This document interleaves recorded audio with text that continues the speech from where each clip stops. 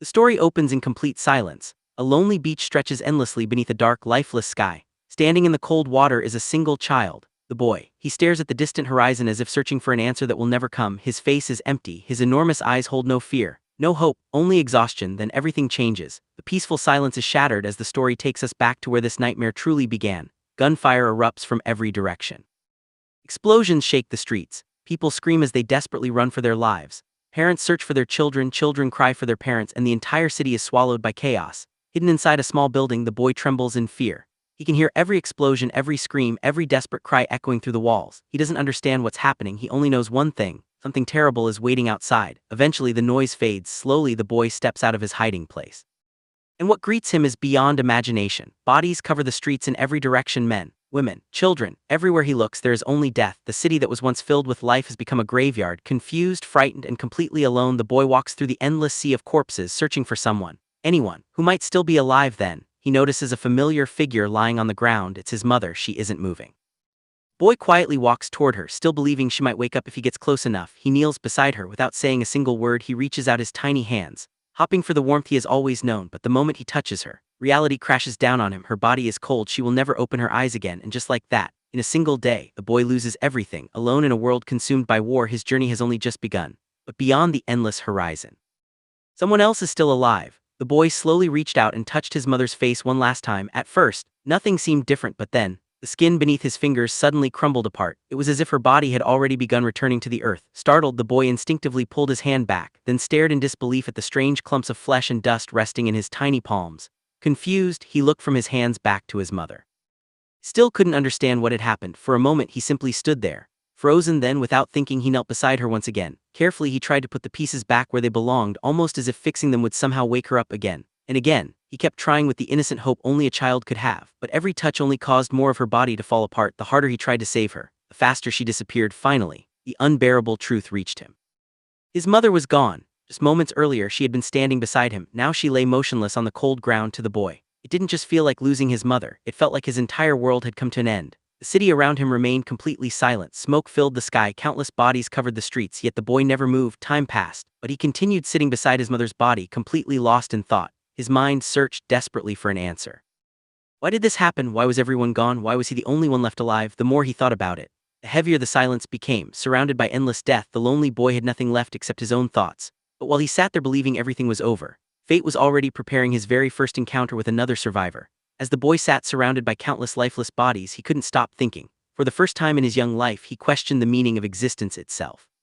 What was life? Why did people live? Only to die. The longer he stared at the endless corpses around him, the clearer one terrifying answer became. In this broken world, the value of life could disappear in an instant. Everything people cherished, everything they fought to protect, everything they believed had meaning, could be destroyed in the blink of an eye. Eventually that realization engraved itself deep into the boy's heart. Life wasn't permanent. Death was the only certainty. And with that thought, finally stood up, he gave his mother's body one last silent look. There were no tears left to cry, no words left to say. Then he simply started walking, one step, then another, left foot, right foot, again. And again he had no destination, no family, no home, no reason to keep moving, except that stopping meant becoming just another body on the road. So he walked past ruined cities, past abandoned streets, past burned buildings and countless people who would never wake again. Days passed.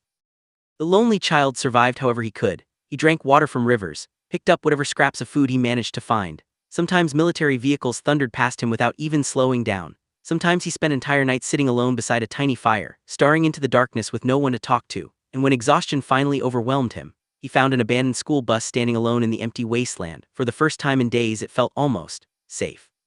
Boy climbed inside. He laid down across the worn-out seats, using his small shoulder bag as a pillow. Outside, the world remained silent. Inside, only loneliness kept him company as sleep slowly overtook him. The boy had no idea that when morning arrived, his endless journey would finally cross paths with another survivor. Night after night, the boy's sleep became another battlefield. The moment he closed his eyes, the horrifying memories came rushing back: the screams, the explosions, the countless bodies.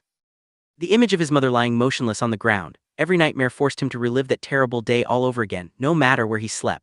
There was no escaping the past. The nights felt endless, but eventually, morning came. Sunlight slipped through the dusty windows of the abandoned school bus, gently waking the exhausted boy. He slowly opened his eyes, and immediately realized something was different. Someone else was inside the bus. Peeking from behind one of the seats was a little girl. She looked just as frightened, just as lonely, and just as exhausted as he was. For a moment, neither of them moved. The boy stared at the girl stared back at the boy. Neither of them knew whether the other was a friend or another danger waiting to happen. Silence filled the entire bus. Only a few seconds passed, but to both of them it felt like time itself had stopped. Without speaking a single word, they somehow understood each other. Both had lost everything. Both had survived the same nightmare. Both were now wandering through the same broken world. The boy wanted to say something, anything, a greeting, a question, even just a single word, but nothing came out. The girl was exactly the same. Sometimes pain becomes so overwhelming that words lose all meaning, so they simply sat there, two lonely children, connected only by silence. Then, without any warning, boom, a deafening explosion echoed across the empty land. Both children flinched in shock as the peaceful silence shattered once again, and in that instant, their first meeting was over.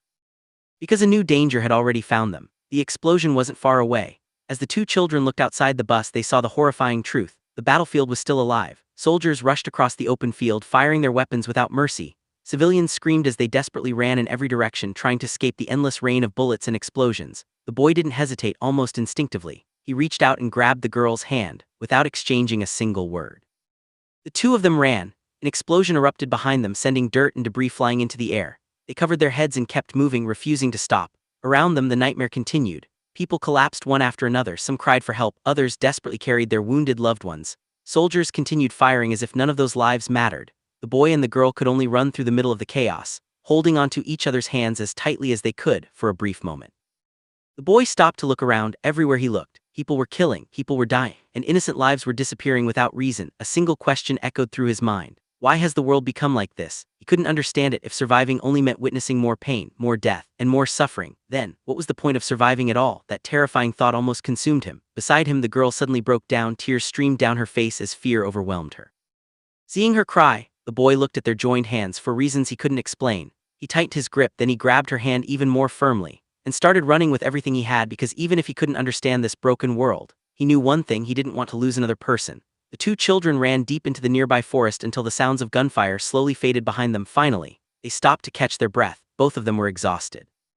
Both were terrified, yet neither of them had let go of the other's hand. For the first time since losing everything, neither of them was completely alone anymore. But neither child realized the journey ahead would be far crueler than anything they had escaped today. The two children ran until the sounds of gunfire finally disappeared behind them. Only then did they stop.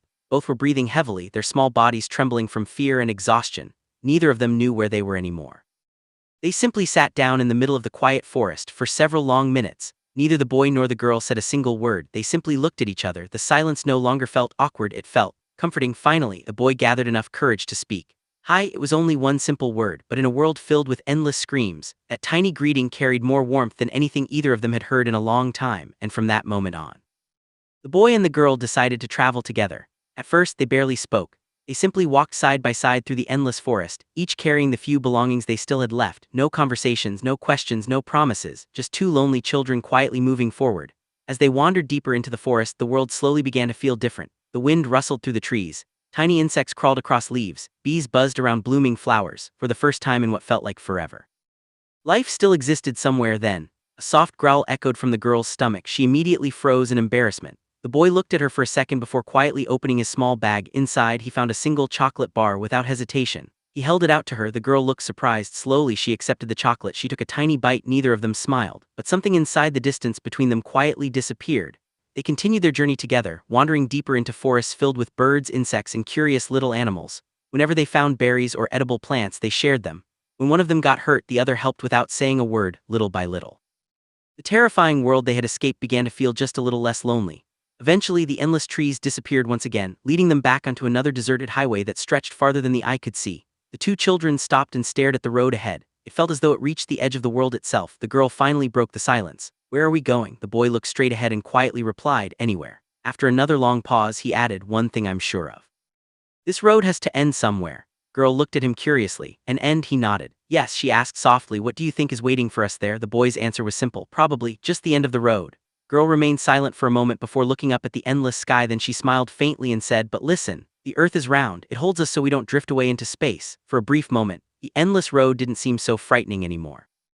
Because no matter where it led, they would face it together. But neither of them knew that the end of this road would reveal a truth far more shocking than either child could have imagined.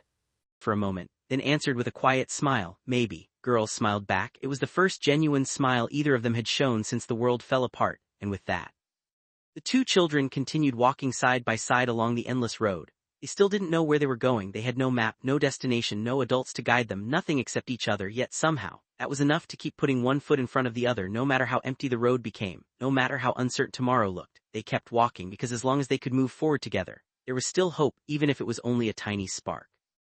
And somewhere beyond that endless horizon, perhaps a new beginning was waiting for them, or perhaps just another road. Either way, they would face it together. After leaving the mysterious traveler behind, the boy and the girl continued their endless journey. Days passed in complete silence as the two children walked across the empty plains, surrounded by nothing but endless grass and abandoned roads. The only sounds left in this broken world came from insects, the wind, and their quiet footsteps. At first everything felt peaceful, but then, the boy suddenly noticed someone standing far behind them, an old man. His clothes were worn out, his face was covered with wrinkles, and he slowly chewed on something as he stared directly at the two children. The boy immediately became tense. The old man's lifeless eyes never left them. Then, without warning, the man raised both of his hands into the air and let out a loud, strange cry. The sound echoed across the empty field. The girl simply blinked in confusion. To her, the old man looked harmless, almost funny, but the boy felt something completely different. The moment their eyes met, a wave of fear rushed through his entire body. Every instinct inside him screamed that something was wrong. Meanwhile, the old man continued laughing to himself as a sudden gust of wind swept through the endless grass. Then, just as strangely as before, he began running wildly across the field, shouting at the sky and waving his arms as if he had completely lost his mind. The children stood there in silence, watching him disappear into the distance. The boy finally let out a quiet sigh. Yeah, really was a strange man. But before they could continue walking, the boy heard footsteps behind them. He slowly turned around. His heart immediately sank. The old man hadn't left at all. He was quietly walking behind them, following every single step they took. The boy quickly realized there was no way they could outrun him in the middle of the open plains. With nowhere to hide and nowhere to escape, he whispered to the girl, "Let's just hope he doesn't hurt us." The two children continued walking, while the silent old man followed only a short distance behind, and with every step he took, the boy's fear only continued to grow. The old man kept following them without saying a single word. Trying to calm himself down, the boy whispered, "I hope he's a nice man." Girl nodded with a small smile. "Me too." But deep inside, the boy couldn't get rid of the fear growing in his chest. Every instinct told him that something about this man wasn't right. As the sun slowly began to set, the boy decided they couldn't keep walking forever. "Let's rest here for today." Two children sat down on the empty plain while the old man quietly remained nearby, watching them from a distance. The boy took a sip of water and silently reminded himself of something his parents had once taught him. Your gut instincts are never wrong. Just then, the old man suddenly rushed toward them. The boy's heart nearly stopped, but instead of attacking, the man desperately snatched up an empty plastic bottle lying on the ground. He held it tightly as if it were the most precious thing in the world. Then, to the children's complete shock, he tilted the bottle upside down, trying to drink every last invisible drop inside it again and again. Even though the bottle was completely empty, the boy stared in disbelief while the girl nervously asked, "Are you okay?" The old man ignored her completely. Continued desperately gulping from the empty bottle until not even a single drop remained. Finally, he let out a loud belch and slowly lowered his hands. Watching this strange scene, the girl quietly reached for her own water bottle. "You can drink my water." But before she could take it out, the boy immediately grabbed her wrist. "No, wait." His voice was low but serious. "If he sees your water bottle, he'll take it from us. Take anything out of your bag tonight." Girl looked at him for a moment and quietly nodded. A few minutes later, the old man sat down several meters away. His mouth suddenly stretched open unnaturally wide, letting out strange animal-like noises into the darkness. The boy carefully watched every movement before whispering his plan. "As soon as he falls asleep, we'll run away." Girl trusted him without hesitation. "Okay." Boy took one last deep breath. "Pretend you're sleeping." Both children closed their eyes and stayed perfectly still, waiting for the right moment to escape. But then, the boy slowly opened one eye, and what he saw sent a chill down his spine. The old man was still standing there, staring directly at them, not blinking, not moving, just silently watching in the darkness. The boy's blood ran cold. The old man wasn't asleep at all. He was still standing there in complete silence, staring straight at the two children with those lifeless eyes. Neither of them dared to move. Even the girl, who had stayed calm until now, looked completely frozen. Then, without saying another word, the old man slowly lay down in the grass. Darkness soon swallowed the endless field and only the pale moonlight remained. The children quietly watched him from a distance. His arms were stretched wide across the ground as if he had finally fallen asleep. The boy kept staring, refusing to let his guard down. Minutes passed. The old man didn't move, not even once. Finally, the boy slowly stood up. The girl immediately followed. Together they took careful, silent steps, making sure not to create even the smallest sound. Every step carried the hope of freedom. The old man remained lying exactly where he was. His breathing was slow and steady. Everything was going exactly according to the boy's plan. Little by little, the distance between them grew larger. The children almost believed they had escaped, but then, a deafening explosion echoed across the empty plain. Boom! Both children instantly froze. They spun around in horror. The old man suddenly sat upright, clutching his head as if he had been jolted awake by something invisible. A strange, painful cry escaped his mouth then. He slowly lifted his face toward the night sky. His eyes were glowing bright white for one terrifying second. He looked less like a human, and more like some creature hiding inside a human body. The children could only stare in complete shock. Something was terribly wrong, and whatever had just awakened was no ordinary man.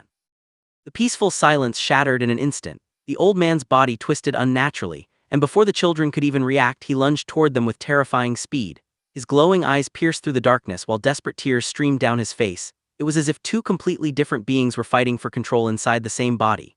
"Run," the boy didn't hesitate. He grabbed the girl's hand, and the two sprinted across the endless plain with everything they had. Behind them, the old man let out a horrifying scream that echoed through the night. His voice no longer sounded human. It was the cry of something monstrous. Children pushed their exhausted bodies harder and harder. Every second they gained felt like another chance to survive. But the creature was unbelievably fast. Its footsteps pounded against the ground as it rapidly closed the distance. The girl risked a quick glance behind her and instantly regretted it. The monster's hand was already reaching toward her before she could escape. Its long black fingers wrapped tightly around her arm. The boy suddenly felt the girl's hand stop moving. He turned around, only to see the creature dragging her back. For a brief second, neither child knew what to do, but then something completely unexpected happened. The old man suddenly froze. His entire body began trembling violently. His face twisted in unbearable pain. Instead of attacking, he collapsed to his knees. His expression was no longer filled with rage now. He looked terrified. He clutched himself as though he was desperately trying to stop something inside his own body. The children stood there in complete confusion. Was he trying to kill them or save them? Neither of them could understand what they were witnessing. Then, just as suddenly as the madness had begun, the old man slowly released the girl's arm. He lowered himself to the ground, curled up quietly, and remained completely still. Hours later, a first light of dawn appeared. Again, morning arrived, and the darkness of the previous night seemed to disappear with the sunrise. The boy and the girl stood quietly, believing the nightmare was finally over. For a brief moment, everything felt normal again. The old man remained behind them, silent and motionless. Neither child knew whether he was harmless or whether another attack could happen at any moment. Even so, they couldn't stay there forever. They slowly resumed their journey across the endless road, while the old man silently followed from a distance once again. No words, no threats, just an eerie silence that somehow felt even more unsettling than before. The boy couldn't let his guard down. After witnessing the terrifying monster hidden inside the old man, he knew that danger could return without warning. But strangely, the old man no longer looked like a monster. He looked like someone carrying an unbearable curse. Every step he took seemed heavier than the last, as if he was desperately fighting against something inside himself. The children exchanged uneasy glances. They still had no answers. Who was this man? Why did he transform during the night? And how long could they keep traveling beside someone so unpredictable? One thing was becoming painfully clear. Their journey had only just begun, and the greatest danger might still be waiting ahead. The next morning, the boy was still thinking about what had happened the night before. Their escape plan had failed, and he couldn't stop wondering where they had gone wrong.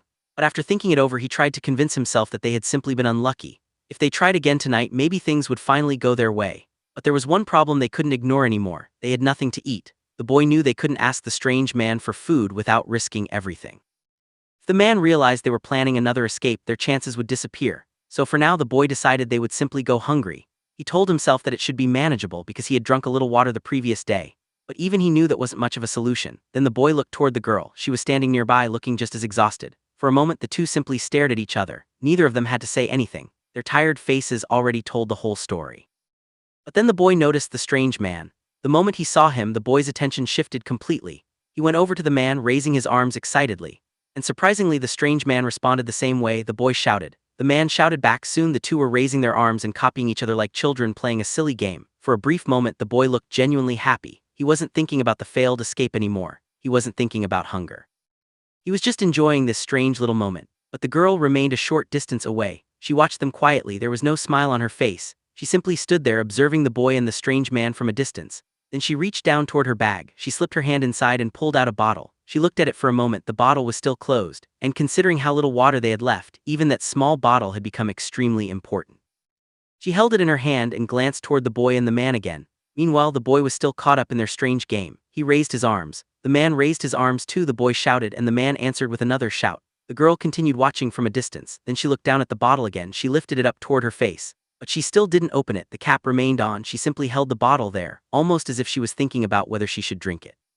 But she never actually did. Instead, she lowered it again and kept holding onto it. And and that tiny detail matters. Because they weren't dealing with an unlimited supply of water, every drop counted. The boy, meanwhile, was still distracted by the strange man's childish behavior. For a few seconds, the ruined world around them almost disappeared. There was only the boy, the strange man, and this bizarre little moment of happiness.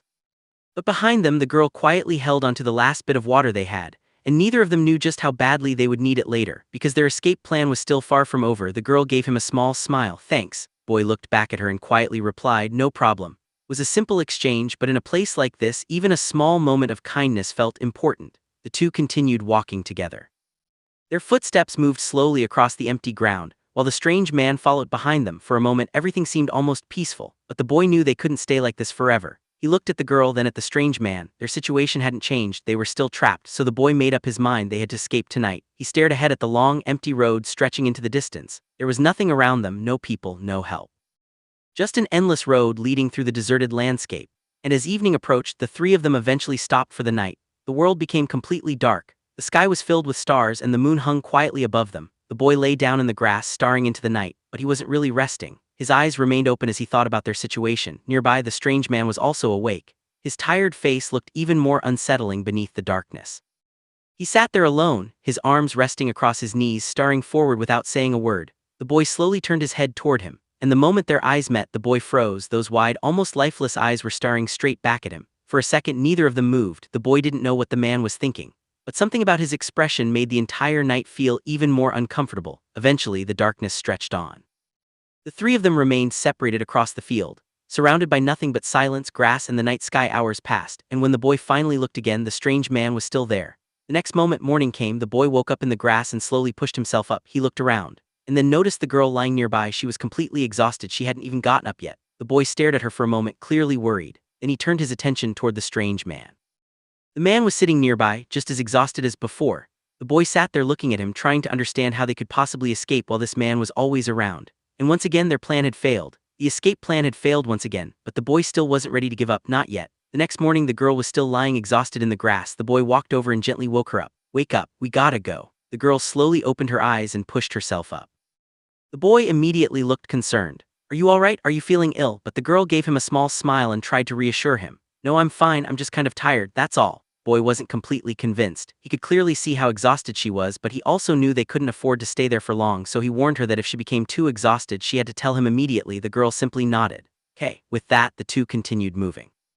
Meanwhile, the strange man was still with them. The boy kept thinking about their situation. Their escape plan had already failed multiple times, and now they were running out of something even more important: water. The man himself looked exhausted. He was barely keeping his eyes open, blinking repeatedly as he walked. But the boy suddenly realized something. The man couldn't stay awake forever, and that could be their opportunity. The boy knew that sooner or later the man would have to sleep.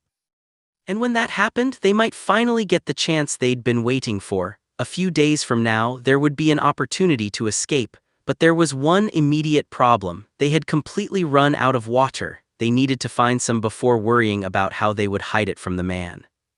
So the three continued across the empty landscape. The road seemed endless. There was nothing around them except grass and open land. Then suddenly, the boy noticed something. He stopped and looked ahead. The girl was standing beside him while the strange man was still nearby. For a moment, the boy simply stared into the distance. Then his expression suddenly changed. He had spotted something, and the next second he realized exactly what it was: water. The boy immediately grabbed the girl's hand. "Let's go. There's water over there." Without wasting another second, the two ran toward it. The grass became thicker as they moved farther away from the road. They rushed forward together, desperately trying to reach the water as quickly as possible, but the girl was already struggling. Her body was exhausted, and after running for so long her legs could barely keep up. She stumbled and nearly fell. The boy continued ahead, still excited because they had finally found what they desperately needed. But then he looked back, and what he saw made him freeze. The girl had collapsed behind him. She was lying in the grass, completely drained of energy. The boy's excitement disappeared instantly. He turned around and stared at her. Just moments ago they had finally found water. Now he wasn't even sure if she had enough strength left to reach it. And while the boy was struggling to understand what had happened, someone else was already waiting near the water: the strange man. And what happened next would make this simple search for water far more dangerous than they expected. The boy suddenly realized that the girl was no longer beside him. He turned around and saw her lying motionless in the grass. The boy immediately ran back to her. He dropped down beside her and tried to wake her up, but she didn't respond. For a moment he just stared at her in shock. After everything they had already been through, he couldn't afford to lose her now. Then from nearby he noticed the strange man. The man had already reached the water. He crouched down and began drinking directly from it. The boy quickly understood what was happening. They had finally found water. Without wasting any time, he rushed toward the man. But the moment he reached the water, the boy's attention returned to the girl. She was still lying in the grass, completely exhausted. The boy looked back and forth between her and the water. There was no time to hesitate, he had to help her first. He rushed back and tried to get her up. The girl slowly moved, but she was clearly too weak to continue on her own. Meanwhile, the strange man remained nearby, looking confused and exhausted himself. The boy finally managed to get the girl moving again. But just when he thought things were under control, the girl collapsed once more. The boy's heart sank. He desperately wanted to help her, but there was only one thing her body needed right now: water, and then, they finally had it. The boy got the bottle and gave it to the girl. This time she actually drank. She raised the bottle to her mouth and took several gulps, finally giving her exhausted body the water it had been desperately missing. The boy watched her closely. He didn't say anything, he simply made sure she was able to drink. The girl's eyes slowly closed as she drank, looking completely drained. But at least now she had some strength back. For the first time in a while, the two had something they desperately needed: water. Still, the situation was far from safe. They were stranded in an empty wasteland, they had almost nothing left, and the strange man was still right there with them. The boy looked at the girl, then toward the endless landscape ahead. They had survived for another moment, but surviving another day was going to be much harder. The boy stood there holding the bottle, breathing heavily after everything that had just happened. A little farther away, the girl was sitting on the grass beside her bag, looking completely drained. For a moment, neither of them said anything. Then the two simply looked at each other. There was no need for a long conversation. After everything they'd been through, even a small moment of relief felt important. The girl quietly thanked him and the boy gave a simple reply: "No problem." While the two of them were trying to recover, the strange man was doing something completely different. Nearby, he had discovered something in the water, a frog, and instead of simply watching it, he grabbed it. The boy noticed what was happening and looked over. The strange man was holding the frog in his hands, and then he started eating it. The sight was disturbing enough that the boy could only stare. The man didn't seem bothered at all. He simply kept chewing as if eating a live frog was completely normal. The boy and the girl stood there watching him in silence. Then something caught the boy's attention. There were more frogs around the water, and suddenly, the boy realized they might have found another possible source of food. The two of them moved closer to the water and began looking around. They also started filling their bottles. The water wasn't just useful for drinking anymore. There was something else living in it, something they could potentially eat. The boy spotted another frog hiding near the edge. He slowly approached it, and then reached down. This time he managed to grab it. The frog struggled in his hands, trying to escape, but the boy held on tightly. He stared at the strange little creature for a moment, almost as if he couldn't believe he'd actually caught one. Then he looked toward the girl. She was watching him closely. And for a moment, neither of them moved. They had spent so long worrying about hunger that finding a possible source of food felt like a huge discovery. But there was still one problem: the frog was alive. And now the boy had to decide what they were going to do with it, because if the strange man could eat frogs, maybe this was their chance to survive a little longer. And judging by the way the boy was looking at the frog, he was already thinking the same thing. At last, the boy and the girl had found something they could actually eat.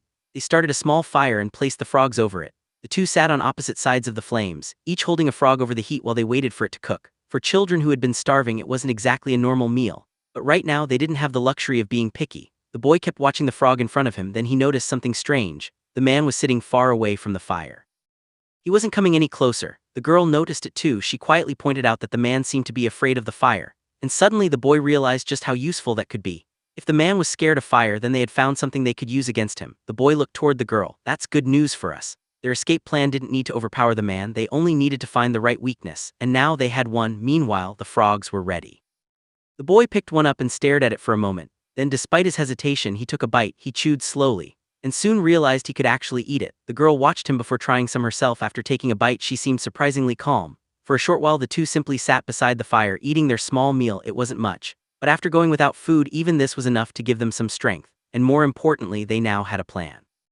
The boy knew the strange man hadn't slept properly for days. He kept thinking about it. No human could stay awake forever, so instead of trying to escape immediately, they would wait. They would keep moving with the man during the day, and at night they would pretend to sleep. Eventually, exhaustion would catch up with him, and when the man finally fell asleep, that would be their chance. The girl listened carefully. She understood what the boy was thinking. All they had to do was wait a few more days.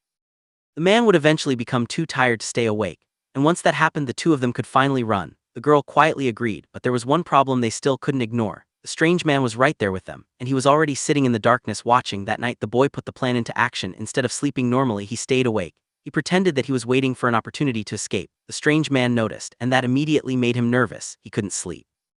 Every time the boy moved, the man's attention shifted toward him. The boy could tell that his little act was working. The man was worried that the children might disappear while he slept, so he stayed awake too, and that was exactly what the boy wanted. The longer the man stayed awake, the more exhausted he would become. The night passed slowly. The boy remained patient. The man remained restless. And somewhere in the darkness, their escape plan was finally starting to work, because for the first time, The boy wasn't trying to escape by running, he was trying to make the man too exhausted to stop them. But what they didn't know was that their biggest challenge hadn't even begun yet. The night is completely silent. The man's exhausted eyes tell the whole story. He has been watching the children for so long that even staying awake has become a struggle. A short distance away, the boy is still awake. He sits quietly in the darkness, looking toward the man. Neither of them says anything. But both of them know exactly what the other is waiting for. The man is waiting for the children to make a mistake, and the boy is waiting for the man to finally break down from exhaustion. As the night continues, the two remain separated across the open field. There is nowhere to hide, no walls, no shelter, just an enormous empty field where every movement can be seen. Then morning comes, the man gets up and starts walking. His movements are slow and heavy. The children continue moving as well, carrying what little they have with them. The boy even stops to drink some water. For the children, every small action matters now. They have to stay alive while patiently waiting for their chance. But the man never stops watching them. Even when he walks away, his attention remains fixed on the children. And as the days continue passing, something becomes obvious. The boy isn't giving up. In fact, he's becoming more determined. At one point, the girl looks toward the boy, and he looks ahead with the same quiet determination. Then comes another night. The three of them are once again sitting far apart in the darkness. The man sits alone on one side, the boy and girl remain together on the other. And once again, the man forces himself to stay awake. His eyes are heavy, his body is exhausted, but he refuses to rest because he knows that the moment he falls asleep, the children could disappear. The boy notices his condition. And the girl notices it too. She understands what the boy has been doing all this time. Then the boy quietly says he's relentless. He's right, no matter how tired the man becomes, he keeps watching them. But there is one problem the man can't overcome. Human body can only stay awake for so long. The night grows darker, the moon hangs above the empty field. The man sits there completely exhausted while the boy remains awake on the opposite side. The distance between them feels enormous, yet neither side moves. Then we get a disturbing close-up of the boy. His expression has become almost unnaturally blank beneath the darkness. It's as if even the boy is being changed by these endless nights. But he still doesn't give up because he knows that every passing hour brings him closer to freedom. And while the boy keeps waiting, the man's exhaustion continues getting worse. Sooner or later, one of them is going to break. And the real question is, will the man finally fall asleep before the boy makes his escape? Days pass and the man is pushed to his absolute limit. His eyes are completely exhausted and his body is barely holding together. He has spent so many nights refusing to sleep that even staying on his feet has become a struggle. But the boy has been waiting for exactly this moment. The man is barely conscious now while the children are still standing. Then the boy quietly looks at the girl and says, "Let's go." They begin walking away. For a moment it looks like they have finally succeeded. But behind them the man suddenly moves. His eyes are almost completely shut, yet somehow he is still trying to follow them. His legs shake beneath him. He groans in exhaustion and desperately tries to keep moving, but his body has reached its limit. He takes another step and collapses. The man finally falls to the ground. The children stop and turn around. They stare at him in silence. For the first time, there is a huge distance between them and their captor. The boy and girl could simply leave, but then something unexpected happens. Even after collapsing, the man refuses to give up. He struggles against the grass, dragging his body forward with his hands. His eyes are filled with exhaustion and desperation. The children watch him from a distance. The boy realizes that even now the man is still trying to chase them. The girl looks at the man, shocked. Neither of them says anything. They simply stand there watching him crawl. The man reaches forward again, desperately trying to close the distance, but he can barely move. And the farther the children walk, the more helpless he becomes. Still, he doesn't stop. The boy and girl finally turn away. They begin walking across the huge open field, leaving the exhausted man behind. From far away, he looks almost insignificant against the endless landscape. Yet even from that distance, they can still see him lying in the grass. The girl looks back, then the boy looks at her. Neither needs to say what they're thinking. They both know the same thing. They finally have a chance to escape. But as they continue walking, the story gives us one last chilling image. The man is still watching them. Even after his body has completely failed him, his eyes remain fixed on the children. And now the children have to decide, do they keep running while they have the chance? Or do they make the mistake of looking back? The two children finally decide to leave. The boy turns toward the girl and says, "Let's go." The girl hesitates for a moment. She looks back toward the man they have left behind, clearly unsure about walking away. But the boy keeps moving, and eventually she follows him. The two of them begin crossing the open field. Far behind them, the exhausted man is still lying on the ground. The children keep walking, slowly putting more distance between themselves and him. But the girl can't stop thinking about the man. She looks back again, then again. Finally, she seems to make up her mind. She reaches out toward the boy. He notices her hand, and the two children hold hands as they continue walking. For a brief moment, it almost feels like they're finally free. But then the girl asks the question that's been bothering her. "Can't we let him stay with us as long as we're near the stream?" The boy immediately looks at her. His answer is simple. He explains that water isn't their biggest problem anymore. The real danger is food. If they can't find enough food, the man could eventually go several days without eating. And when hunger becomes unbearable, he might attack them just to survive.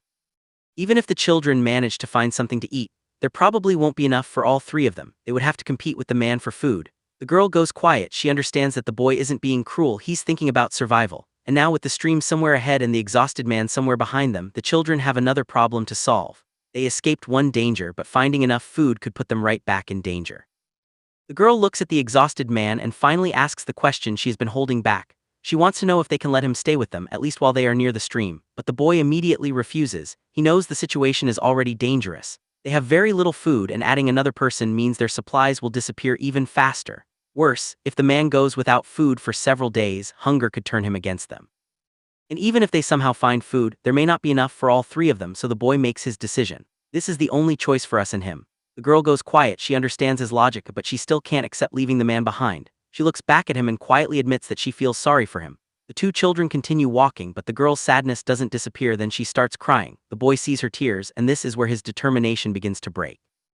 He had been trying to think only about survival, but watching the girl cry makes it impossible for him to simply walk away. The narration makes it clear. Her tears completely crush his willpower, and finally he changes his mind. The children turn back toward the strange man. When they reach him, the girl kneels beside him and gently places her hand on his head. The man is lying face down in the grass, barely able to move, but when he feels her hand, his eyes slowly open. For a moment he looks directly at her, then the boy arrives and watches the scene from nearby. The decision has already been made. They are taking the strange man with them, but the boy isn't happy about it. He sits there with his arms crossed, clearly irritated that this mysterious man has now become their traveling companion. Still, he doesn't argue anymore. The three of them begin moving forward together. The strange man follows behind while the two children walk ahead. After traveling for some time, they finally reach the stream. All three immediately rush toward the water. They kneel down and drink desperately, trying to recover from the journey. For the children, this is already a huge relief. They finally have access to water. But then they notice something else in the stream: frogs. At night, the two children sit beside a small fire while the strange man remains separated from them in the darkness. For the first time, the three of them have a temporary place to rest. But the boy still isn't comfortable. He knows that bringing this strange man along could become a serious problem, and yet there's no turning back now. The next day, the three continue their journey together. The man walks several steps behind them while the children stay ahead. They may have found water, but their food problem is still far from solved. And with a hungry stranger traveling beside them, the real danger may only be beginning. At first, the journey seems to continue normally. But then something catches their attention.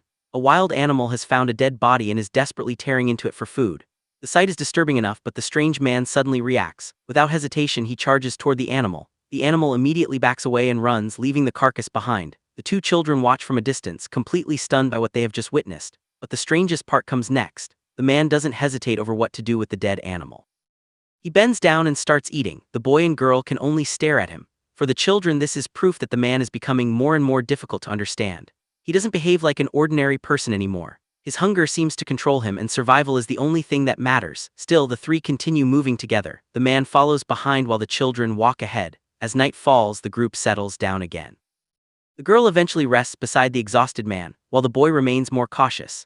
Even though he doesn't trust their strange companion, he can see that the man is becoming weaker. The next morning, the girl stays close to him. She kneels beside the man and gently looks after him while he lies exhausted on the ground. Meanwhile, the boy watches from a distance. He clearly isn't happy about having this man around, but the girl refuses to simply abandon him, and slowly something changes. The man begins to show a different side of himself. For a brief moment, he notices a butterfly flying nearby. Instead of looking frightening or aggressive, he actually seems fascinated by it. But that peaceful moment doesn't last long. His hunger returns, and once again he starts eating whatever he can find. The children continue their journey with him. From a distance, the three look almost like a strange little family traveling across an endless wasteland. The boy walks ahead, the girl stays nearby. And the strange man follows behind them. Eventually, the landscape opens up. A winding stream appears in the distance. The children have finally reached water again. The boy looks ahead with a serious expression while the girl continues walking beside him. They don't know what lies beyond the stream, they don't know how long their food will last, and they certainly don't know how dangerous their strange companion might become. But for now, there is only one thing they can do: keep moving forward. The journey continues, and after walking for a while, the two children come across something unexpected. The girl suddenly notices something and stops. When she looks closer, she realizes the strange man has caught a frog, and instead of eating it himself, he holds the little creature out toward her. The girl looks completely surprised. She points at herself and asks, "Is this for me?" For the first time, the terrifying man seems almost gentle. The girl happily accepts the frog and thanks him. She even smiles, but the boy isn't nearly as comfortable with the situation. He watches the strange man carefully, still unsure whether they can really trust him. Then night arrives. The children hold hands as they move through the darkness while the strange man follows nearby. But something about the night feels different. The man is shown towering over the children like a giant. His appearance becomes distorted and frightening, almost like a monster from a nightmare. His eyes become enormous. His face twists into something barely human, and the imagery becomes even more disturbing, showing the children tiny and vulnerable beside him. It's as if their fear of the strange man is slowly turning him into something much more terrifying in their minds. But eventually the night becomes quiet again. The children lie down and try to sleep. The boy rests with his bag beneath his head while the girl settles down nearby, and just a short distance away, the strange man sits alone in the darkness. He doesn't sleep, he simply sits there, staring. The next morning, the journey continues. The children walk ahead while the man follows behind them, and despite everything that has happened, the three of them are slowly beginning to travel like a group. The boy is still uncomfortable having the man around, but the girl seems to feel differently. She isn't only afraid of him anymore. Somewhere along the way, she has started seeing him as someone who might actually protect them, and that's important, because they still don't know what this strange man truly is. They only know that, for now, he is traveling with them. And as the three disappear into the vast landscape, one question remains hanging over their journey. How long can this fragile relationship survive? The next morning, the journey continues. The two children walk ahead while the strange man follows behind them. At first, everything seems quiet and ordinary, but then the man notices something in the grass. A small bird has landed nearby. He immediately becomes interested. Bird suddenly flies away, and the man reacts with a loud sneeze after getting something stuck in his nose. The children look back at him, but they don't stop for long. The boy simply tells him to hurry. If you don't hurry up, we'll go without you. And the strange man quickly runs after them. For someone who had looked so frightening before, his behavior is almost childlike. He runs around the field, jumps, and seems strangely excited just to be moving with them. The children can't help but watch him. And for the first time, the girl actually looks happy around him. Slowly, the three begin to feel less like strangers, but the boy is still cautious. He keeps watching the man, especially whenever he gets too close to the girl. Because no matter how harmless the man seems at certain moments, the boy remembers what he's capable of. The man is still dangerous, and the boy hasn't forgotten that. Still, the girl doesn't seem as afraid anymore. She reaches toward the man, and he responds almost playfully. Their relationship is becoming strangely familiar. The girl sees him as someone she can approach without fear. The boy, however, remains much more reserved. And when he looks at the strange man, his expression says everything. He still doesn't trust him. As the day passes, the three continue traveling together. Eventually, night falls again. They stop and rest in the open field. The strange man sits nearby while the children lie down and sleep. But even in these quiet moments, the man's presence remains unsettling. The children are beginning to accept him.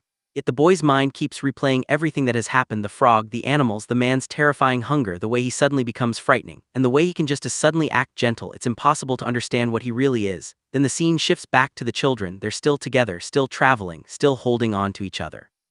And somehow, despite all the fear and uncertainty, the strange man has become part of their journey. The boy looks at him again. He doesn't smile, he doesn't welcome him, but he also doesn't leave. Because somewhere along the way, these three have formed a bond that none of them completely understands. And as they continue across the endless field, the biggest question isn't whether they'll survive the journey anymore. It's whether the strange man will remain their protector, or eventually become the greatest danger they've been running from.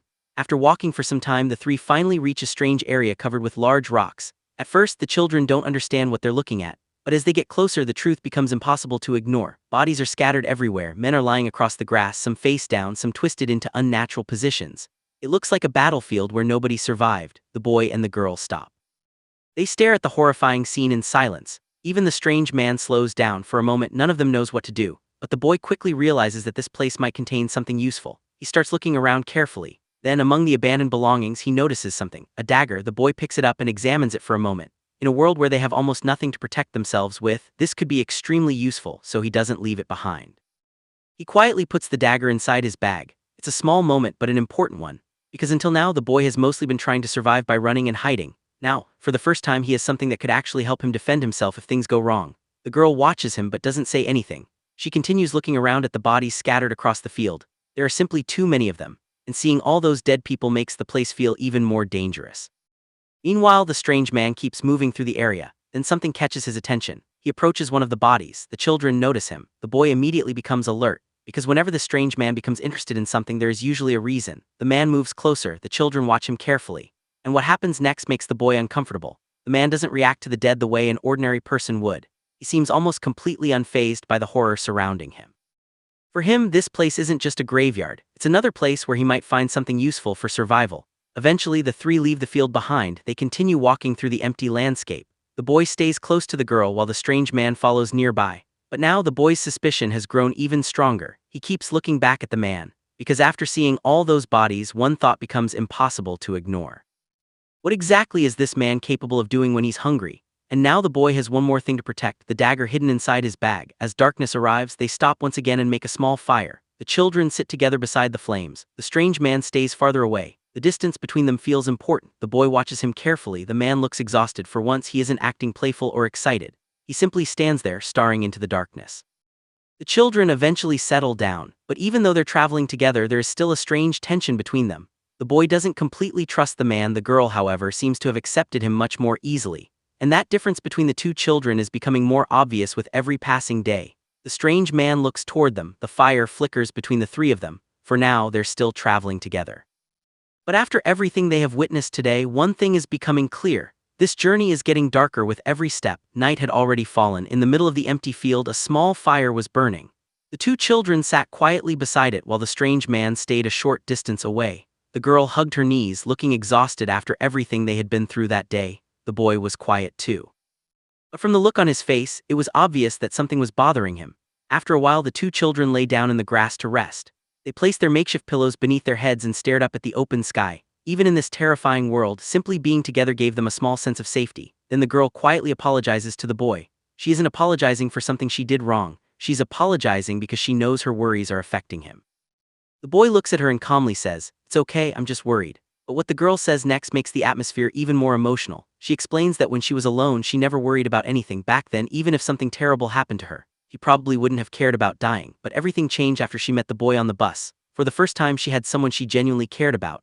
And because of that, she had started worrying about everything. She didn't want to die anymore. She didn't want anything bad to happen to her, and most importantly, she didn't want anything to happen to him. The boy simply listens to her. Then the girl suddenly says something hopeful. "Live for a long time." The boy looks at her for a moment. Their eyes meet. Then he agrees. Yes, let's. For them, these aren't just simple words. It's almost like a promise to keep living despite the terrifying world around them. The girl then looks up at the night sky and starts thinking about something else. She wonders what the world would be like if everyone could have a friendly relationship like the one they share, if people didn't hurt each other, if they didn't hate each other, and if nobody ever had to feel lonely. Maybe the world wouldn't be filled with so much pain. Under the quiet night sky, her innocent wish hangs in the air. But behind that beautiful thought lies a cruel reality. Because the world they're traveling through isn't simply a lonely place, people are killing one another, and the bodies scattered across the fields are proof of that. The two children continue staring at the sky. They don't know what they'll encounter next, but one thing has become clear. They would rather face this dangerous world together than live through it alone. And that decision may become one of the most important turning points in their journey. The girl's words leave the boy staring silently into the darkness. She imagines a world where nobody gets hurt, where nobody feels hatred, and where nobody has to feel lonely. For a moment, the idea sounds almost impossible. Then a question appears in the boy's mind. Can such a world really exist? He looks toward the strange man. The man is still lying nearby, separated from them by the darkness. And the boy realizes that if the girl's wish is ever going to become real, then maybe he has to start with the person he trusts the least. Because right now, the boy and the strange man are anything but friends. The man is unpredictable. The boy is constantly suspicious of him. And yet, if the girl truly wants everyone to get along, the boy decides that he's willing to try. Even if it means putting aside his fear for a moment. Even if it means trying to understand the strange man. The boy looks at him again. The man appears completely exhausted, lying in the grass with his head resting on his arms. For now, nothing changes. There is no sudden friendship, no warm conversation, just three people lying beneath the same night sky, each carrying their own fears. But something has changed inside the boy. He has decided to make an effort. And that small decision could be the beginning of something none of them expected. The next morning, the three continue their journey across the endless field. The strange man walks behind the two children, occasionally making his usual strange sounds. For the boy and the girl, this has almost become normal by now. But as the day passes, something catches their attention. When night falls, they stop and build another small fire. The children sit together beside the flames while the strange man stays a little farther away, sitting by himself. The fire attracts Small Frog, and the strange man suddenly notices them. Instead of ignoring them, he watches them closely. Then he reaches toward one. The girl notices what he's doing and looks at him curiously. But the man isn't interested in simply watching the frog. He actually wants to eat them. The children stare at him, confused and uncomfortable. Then the situation becomes even stranger. The man notices a small frog nearby. Before anyone can stop him, he grabs it. The girl immediately reacts. Go, she tries to pull the frog away while the boy also grabs the man's arm. But the strange man refuses to release it. He's hungry. And unlike the children, he doesn't seem to care about whether something is pleasant to eat or not. He brings the frog toward his mouth. The children desperately try to stop him. The boy pulls at his arm while the girl reaches for the frog, but the man keeps fighting them. For a moment, it looks like the children are actually going to lose. Then the girl firmly objects. You can't steal from others. Her words stop the moment for a second. The man looks at her, the children look at him, and once again their differences become obvious. To the man, the frog is simply food. But to the children, taking something that belongs to another creature feels wrong. Eventually, the children manage to keep the frog away from him. The strange man is left frustrated. But instead of getting angry, he simply goes back to walking with them. The boy watches him carefully. Something about this man is still impossible to understand. One moment he's terrifying, the next he's almost childlike. And now they're beginning to realize that his strange behavior isn't just random. He's simply trying to survive in his own way. As they continue walking, the atmosphere slowly becomes lighter. The man starts making his strange little sounds again, almost like he's humming to himself. The children walk beside each other, watching him from time to time. And despite everything that has happened, the three are slowly becoming more comfortable around one another. Then evening arrives once again, the sky becomes dark, the stars appear above them, and the three travelers continue across the endless field. The strange man walks ahead with his arms spread out while the children follow behind him. Then the girl looks upward, her eyes widen, she points toward the sky and says, "Look, it's a full moon." The three stop for a moment and look up. Above them, the enormous moon shines through the night. For a brief moment, there are no corpses, no fear, no hunger, no fighting, just three people standing together beneath the same sky. And once again, the girl's simple dream comes back to them. A world where nobody gets hurt, nobody feels hatred, and nobody feels lonely. But as beautiful as that dream sounds, the world around them is still far from peaceful, and their journey is nowhere near over. The night grows quieter as the three continue resting beneath the full moon. Then something small appears in the darkness. A tiny light floats through the air. It is a firefly. The girl notices it first. Her eyes immediately light up with excitement. She reaches her hand toward the glowing insect, trying to get closer without scaring it away. Then she suddenly looks toward another part of the field. "Look over there." The boy turns around, and what he sees leaves him speechless. The darkness in front of them is filled with countless tiny lights. Fireflies are glowing everywhere, stretching across the field as far as they can see. From a distance, it almost looks like the ground itself has turned into a sky full of stars. The two children sit there, completely captivated. For once, neither of them is thinking about the dead bodies they've seen, neither is thinking about hunger, neither is thinking about the danger surrounding them. They're simply watching the lights. The girl reaches toward one of the fireflies again. This time one lands on her finger. She smiles. The boy watches her reaction, and slowly a small smile appears on his face too. Then the girl reaches out her hand toward him. The boy looks at her, and after a brief hesitation he takes it. Their hands lock together. Surrounded by thousands of glowing fireflies, the two children stand side by side. It's a surprisingly peaceful moment, but they aren't the only ones watching. A short distance away, the strange man notices the glowing insects too. He looks up at them. For a moment, even his usually unsettling expression becomes calm. The moon hangs above him while the fireflies drift around the field. He watches the children from afar, and perhaps for the first time he doesn't look like a threat. He simply looks like someone who wants to be part of this strange little group. Meanwhile, the children continue walking through the glowing field, still holding hands. The girl looks completely fascinated by the lights around her. The boy seems calmer than before. And as they walk deeper into the darkness, the fireflies surround them from every direction. Their small figures almost disappear beneath the endless night sky. For a moment, the world feels exactly like the one the girl imagined, a place where nobody is alone. Place where people can simply walk together and enjoy something beautiful. But then the scene shifts. The fireflies continue glowing. The moon continues shining, and somewhere nearby something else is watching, because even in a moment this peaceful, the journey hasn't stopped being dangerous. The peaceful night takes a terrifying turn when the old man suddenly approaches the little girl. At first, she doesn't seem to understand what is happening. She simply stands there, staring at him as he moves closer. But the look in his eyes is enough to make the situation feel completely wrong. Then he reaches toward her. The girl freezes in fear. She is too young to understand his intentions, but the boy immediately realizes that something is seriously wrong. He knows he can't just stand there and watch, so in a desperate attempt to protect her, the boy steps in. The old man grabs at the girl, but the boy attacks him and tries to pull him away. The situation quickly turns into a violent struggle in the grass. The boy had already taken a knife with him, and now he uses it against the man. He stabs the man to stop him from hurting the girl. The old man is caught completely off guard. His expression changes as he realizes that the little boy is actually willing to fight back, but the boy doesn't stop. He keeps himself between the man and the girl, desperately trying to protect her. Meanwhile, the girl can only stare in shock. She watches the boy fighting for her, unable to move or even understand how quickly everything has turned into a nightmare. And then the struggle ends with all three of them collapsing into the grass. For a brief moment there is only silence. The girl slowly looks toward the boy, and what she sees next will stay with her forever. But the nightmare is far from over. The man is already badly wounded, yet the attack hasn't completely stopped him. He struggles to move, his body trembling as he tries to recover. The boy sees this and immediately realizes that the man could still be a threat. Without giving him another chance to reach the girl, the boy rushes toward him and forces him back down. The struggle becomes even more desperate, with the boy fighting purely out of fear and the need to protect the girl. The girl watches everything from the side, completely frozen. She can barely believe what she is seeing. The boy keeps fighting until the man is finally left lying in the grass, unable to continue. For a moment neither man moves, then the boy looks toward the girl. They both understand the same thing, they have to run. The boy grabs the girl and the two children sprint away across the field, but behind them something terrifying happens. The man begins moving again. Slowly he pushes himself up, clutching his injured body as he struggles to stand. Every movement seems painful, but somehow he refuses to stay down. The boy looks back, and his face immediately changes. The man is standing, and worse than that, he's coming after them. The children run faster, desperately trying to put distance between themselves and the wounded man. The man stumbles forward, reaching out with one hand as if he is still determined to catch them. The girl keeps running beside the boy, terrified to even look back, but the man doesn't stop. His vision remains locked onto the two children as they disappear farther into the darkness. The boy knows they can't slow down because even after everything that happened, the man is still coming. The two children keep running into the darkness, desperately trying to put as much distance as possible between themselves and the strange man. The boy looks back one more time. For a moment he can still see the man lying in the grass behind them. His injured body is barely visible in the darkness, but those frightening eyes are still open. Then the boy turns forward again and keeps running. The girl is right beside him, struggling to keep up.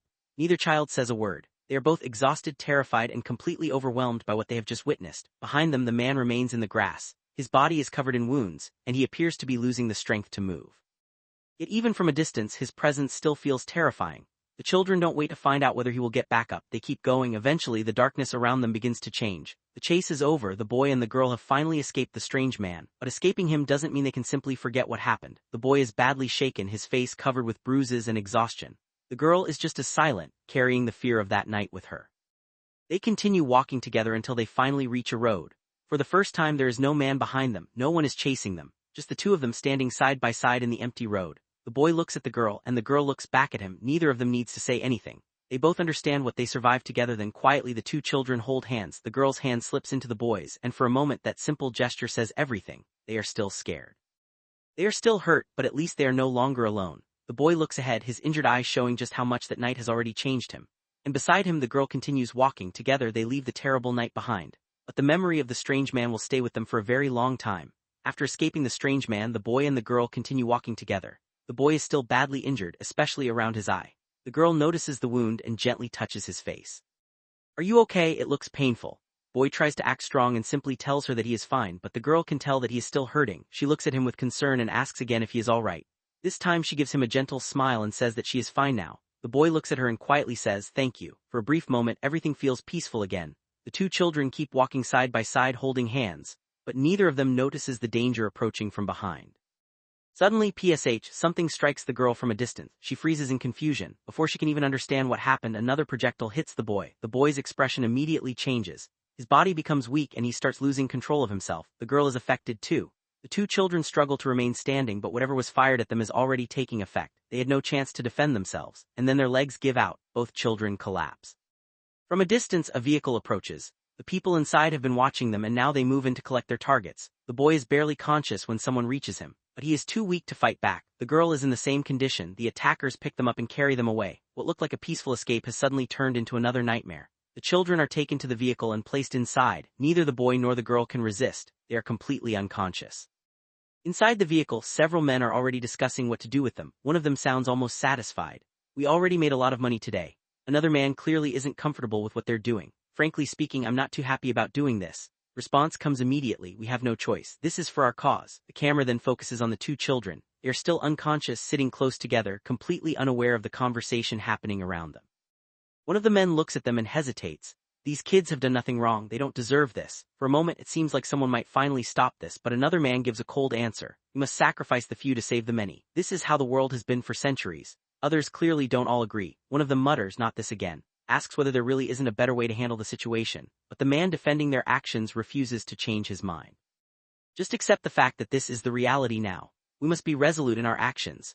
Outside, the vehicle continues moving across the open field, carrying the boy and the girl farther and farther away. The children had escaped the man, only to be captured by an entirely different group, and now they are being taken somewhere they know nothing about. But the most disturbing part is that these men aren't treating the children like innocent victims. To them, the two children are simply part of a cause, and a price they are willing to pay. And whatever that cause is, it is clearly much bigger than the boy and the girl ever imagined. Meanwhile, the truck carrying the children has already reached the city. The men inside are moving through the streets, thinking they have successfully escaped with their captives, but they have no idea that someone is watching them. One of the men suddenly looks around and asks, "Are we too late?" Another man answers that someone else must have already looted the place. They decide to keep moving and take a look around. But before they can do anything, bang, a gunshot tears through the vehicle.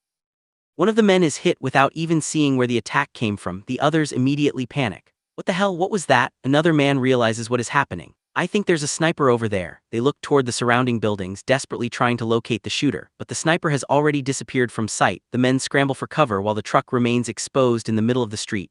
One of them curses under his breath. Damn, then the group finally spots movement in the distance. Someone is approaching from another direction. The men immediately grab their weapons and prepare to fight back. They know they can't stay in the open. "We need cover fire." Of them gives the order for someone to run with him before the smoke clears. 2, go. The men suddenly break from cover and sprint through the street as gunfire erupts around them. The truck starts moving again, trying to get away from the ambush. But the attackers aren't giving them an easy escape.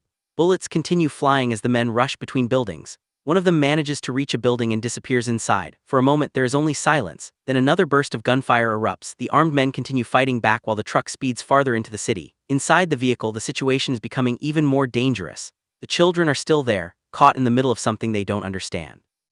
One of the men stays close to them, trying to keep them hidden while the others fight outside. He looks at the children and quietly warns them, "Don't do bad things when you get older." Before anyone can say anything else, bang, another shot rings out. The truck suddenly jolts. For a moment everything goes still, then the vehicle continues moving down the street. The attackers have failed to stop it completely, but whoever is behind this attack clearly isn't finished yet. The truck disappears deeper into the city, while the people chasing it continue their pursuit. And now the real question is, who are these attackers and why are they willing to risk everything just to stop this truck? But just when it seems like the danger is over, the story takes an unexpected turn. Standing above the city is a man dressed in a black suit. He looks completely calm, but the rifle in his hands makes one thing clear: this man is not ordinary. And this is the man the boy and the girl are about to meet. Inside a building, the two children are sitting together, their hands and legs tightly bound.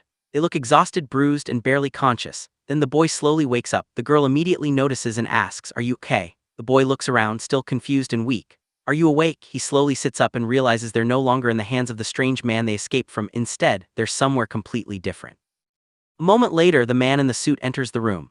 The children immediately recognize him as the person who rescued them. The boy looks at him and quietly says, "Thank you, sir." The man doesn't say much. He simply brings them something to drink. "Drink this." For the first time since everything began, the children feel like they might actually be safe. The girl looks at the boy and seems relieved. "Thank goodness we met him. He seems like a nice man, right?" The boy agrees. But there's something strange about their rescuer, because even though he's helping them, he is clearly part of something much bigger. And then he asks a disturbing question. "Did you kill anyone on your way here?" The children stare at him. The boy calmly answers, "No, we didn't." Man simply accepts the answer. "I see, that's good to hear." Then his expression becomes serious. He gives them a strict warning. "Don't set foot outside this building." The children are now under his protection. But they're also trapped inside the building. Later, the two children sit together on the bed, trying to recover from everything they've been through. The girl explains that the man told them they might not be able to walk properly from now on. Their bodies have been badly affected by what happened to them, but at least they can receive treatment here. So for now, the man has told them to stay. The boy looks at the girl, quietly taking in everything she's saying. Neither of them knows how long they'll have to remain there. And neither of them realizes that their so-called rescue has brought them into an entirely new danger, because the man in the suit may have saved them from one monster. But the question is whether he can really be trusted. And somewhere outside that building, the conflict that brought these children here is still continuing. For the first time in a long while, the boy and the girl are able to sit quietly and recover. Their injuries are still visible, and neither of them has completely recovered. But at least they now have a bed, food, and medical treatment. The days pass in silence. From the outside, the building looks almost empty and lifeless. But inside, the two children are slowly beginning to feel safe again. One day, the man in the suit prepares a meal for them. The three of them sit at a long table, eating together. The man barely speaks. He is calm, serious, and extremely quiet. The children, however, are beginning to relax around him. They eat their food while the man watches them from across the table. For a moment, it almost feels like an ordinary family dinner. But then the narration reminds us of something important. The man in the suit is a quiet man, and despite everything he has done for them, the girl still feels something strange about him. Later that night, the children lie together in bed. The girl smiles and says, "It's nice to be lying in a bed again, right?" The boy quietly agrees. For these two children, even something as simple as having a warm bed feels like a luxury after everything they've experienced. But as the lights go out, they begin talking about the man who rescued them. The boy asks, "What do you think of that man?" At first, he only remembers the good things. "He must be a good man. He rescued us and gave us food and treatment." Then the girl admits something she's been feeling all along. "Not sure why, but I'm scared of him." Boy tries to explain it. "Maybe it's because he looks kind of cold." The girl isn't completely convinced because the truth is they don't really know who this man is. Still, she reminds herself of one undeniable fact. He did rescue us from the bad guys, in her mind. He must be a good person, the boy agrees. But neither child realizes how dangerous that assumption might be. They close their eyes and try to sleep. Then the boy asks one final question. What do you think would have happened if we hadn't been rescued? And suddenly the mood changes because the answer is obvious. Without that man, the two children might never have survived what was coming. But now they are inside his building, completely dependent on him. They have food, they have treatment, they have a safe place to sleep. And yet they still don't know what he wants from them. Because earlier the man had already made one thing clear. He would provide them with food and treatment. But they would have to help him in return, and whatever that mysterious job is, he hasn't told them yet. So while the children finally get some rest, an even bigger question hangs over them. What exactly does this mysterious man want these two children to do? The girl stays awake, staring into the darkness. The boy reminds her of what could have happened if those people had been given more time. They wouldn't have stopped after hurting just one of their legs, they might have killed them. And that thought is enough to make both children realize how close they had come to death. The girl quietly admits that she's afraid of dying. And she's afraid of being in danger. For a moment it seems like she's reached her limit. But then the boy looks at her and makes a decision. He tells her that they can't give up yet. They have to keep moving forward, they have to keep walking together. The girl agrees. And with that small promise, the two children fall asleep side by side. Days pass. The boy and the girl have now been living in the city for several days. They follow the man in the suit wherever he goes. Their injured legs are still wrapped in bandages and walking isn't easy, but they continue following him. Eventually, the man leads them toward a massive building towering over the city. The children look up at it, almost overwhelmed by its size. They have no idea what this place is, or why the man has brought them here. He leads them inside and takes them through a dark corridor. Then they reach a large room. The man opens the door and simply says, "Come in." The children slowly step inside. The room is enormous, with long tables, chairs, computers, and equipment spread throughout the space. It feels less like a normal office, and more like a place where something important is being planned. The man walks ahead while the two children follow behind him. And now, after days of waiting, it looks like they're finally about to discover what he actually wants from them. Because rescuing them was only the beginning. Whatever this man has planned, the children are finally being taken to the place where it will begin. At first, the man in the suit finally explains why he brought the children here. He shows them a room filled with surveillance screens overlooking different parts of the city. Then he gives them a simple but important job. Whenever they notice someone carrying a weapon or anyone who looks suspicious, they have to use the walkie-talkie and tell him the number of the screen where they spotted them. The boy agrees immediately. The man then teaches them which screens to watch and how to use the radio. Before leaving, he tells them that he trusts them to do their job, but neither of the children realizes how dangerous this assignment is about to become. The man takes them to a higher level of the building where they can see the ruined city from above. The city looks completely deserted, buildings are damaged, streets are empty, and there is barely any sign of life. The children stare at the screens, trying to understand what they're seeing. The girl finally asks if there is anyone else left in the city besides them. The boy thinks for a moment. Probably. Then suddenly something appears on one of the screens. A truck is moving through the streets. The boy immediately notices something strange. The people inside are carrying guns, and that instantly brings back the memory of the men who attacked them before. He tells the man in the suit that these could be the same people who attacked them. The man immediately takes a closer look through his binoculars. He orders the children to keep watching the truck and report its route. The truck continues through the empty streets. Then bang, a shot rings out. The children freeze. The man quickly realizes that someone has been hit. He looks toward another screen and sees one of the armed men go down. But the danger isn't over. Another man is still moving. The man in the suit urgently asks where the other attacker is. The boy grabs the radio and scans the screens, then he spots him. He's behind the utility pole. Man immediately focuses on that location. The children have only been helping with surveillance for a short time, but they've already found themselves in the middle of a deadly confrontation. And this time the people they're watching are the very same kind of men who once tried to kill them. But the real question is, who is attacking these armed men, and why are the children being made to watch it all from behind the screens? The boy quickly tells the man in the suit that the other attacker is hiding behind the utility pole. The man immediately understands the situation. He takes the radio and calmly tells the children that he is going to finish the remaining attacker. If anyone else approaches, they must inform him immediately. The boy simply answers, "Okay, sir." Meanwhile, the two children continue watching the screens. A short time later, the streets become eerily quiet again. The aftermath is brutal. Bodies are scattered across the road, and the man in the suit moves through the area, cleaning up what remains of the confrontation. From the surveillance room, the children can only stare at the screens. They don't fully understand what is happening outside. They only know that the same kind of armed men who attacked them before are now gone, and the man who rescued them is the one dealing with the aftermath. But then something even stranger happens. The man in the suit begins cleaning the entire area himself, removing the bodies and clearing away the evidence. The city becomes silent once again. For the children, this is just another reminder that the world outside is far more dangerous than they ever imagined. And now they're trapped inside this strange city, completely dependent on the mysterious man who saved them. They still don't know who he really is, or why he needs two injured children to help him monitor a city full of danger. But whatever his real purpose is, the children are about to become much more involved than they ever expected. At dinner, the boy and girl sit quietly across from the man in the suit. The atmosphere seems calm, but the children are still thinking about what happened earlier that day. Finally, the girl gathers enough courage to ask a question. Are they all dead? The man looks at her and asks who she is talking about. She clarifies that she means the men they saw in the afternoon. The man doesn't hesitate. Yes, they're all dead. Hearing this, the girl becomes quiet. She lowers her head, clearly disturbed by the answer. But the man isn't finished. He suddenly asks them something much more personal. Do you think that I'm a bad man? The boy listens carefully. The man explains that those men were carrying guns. And to him, that fact alone says something important. A person who carries a gun is prepared to kill in order to get what he wants, whether his reason is considered good or bad. Then he asks the children to think about the bigger picture.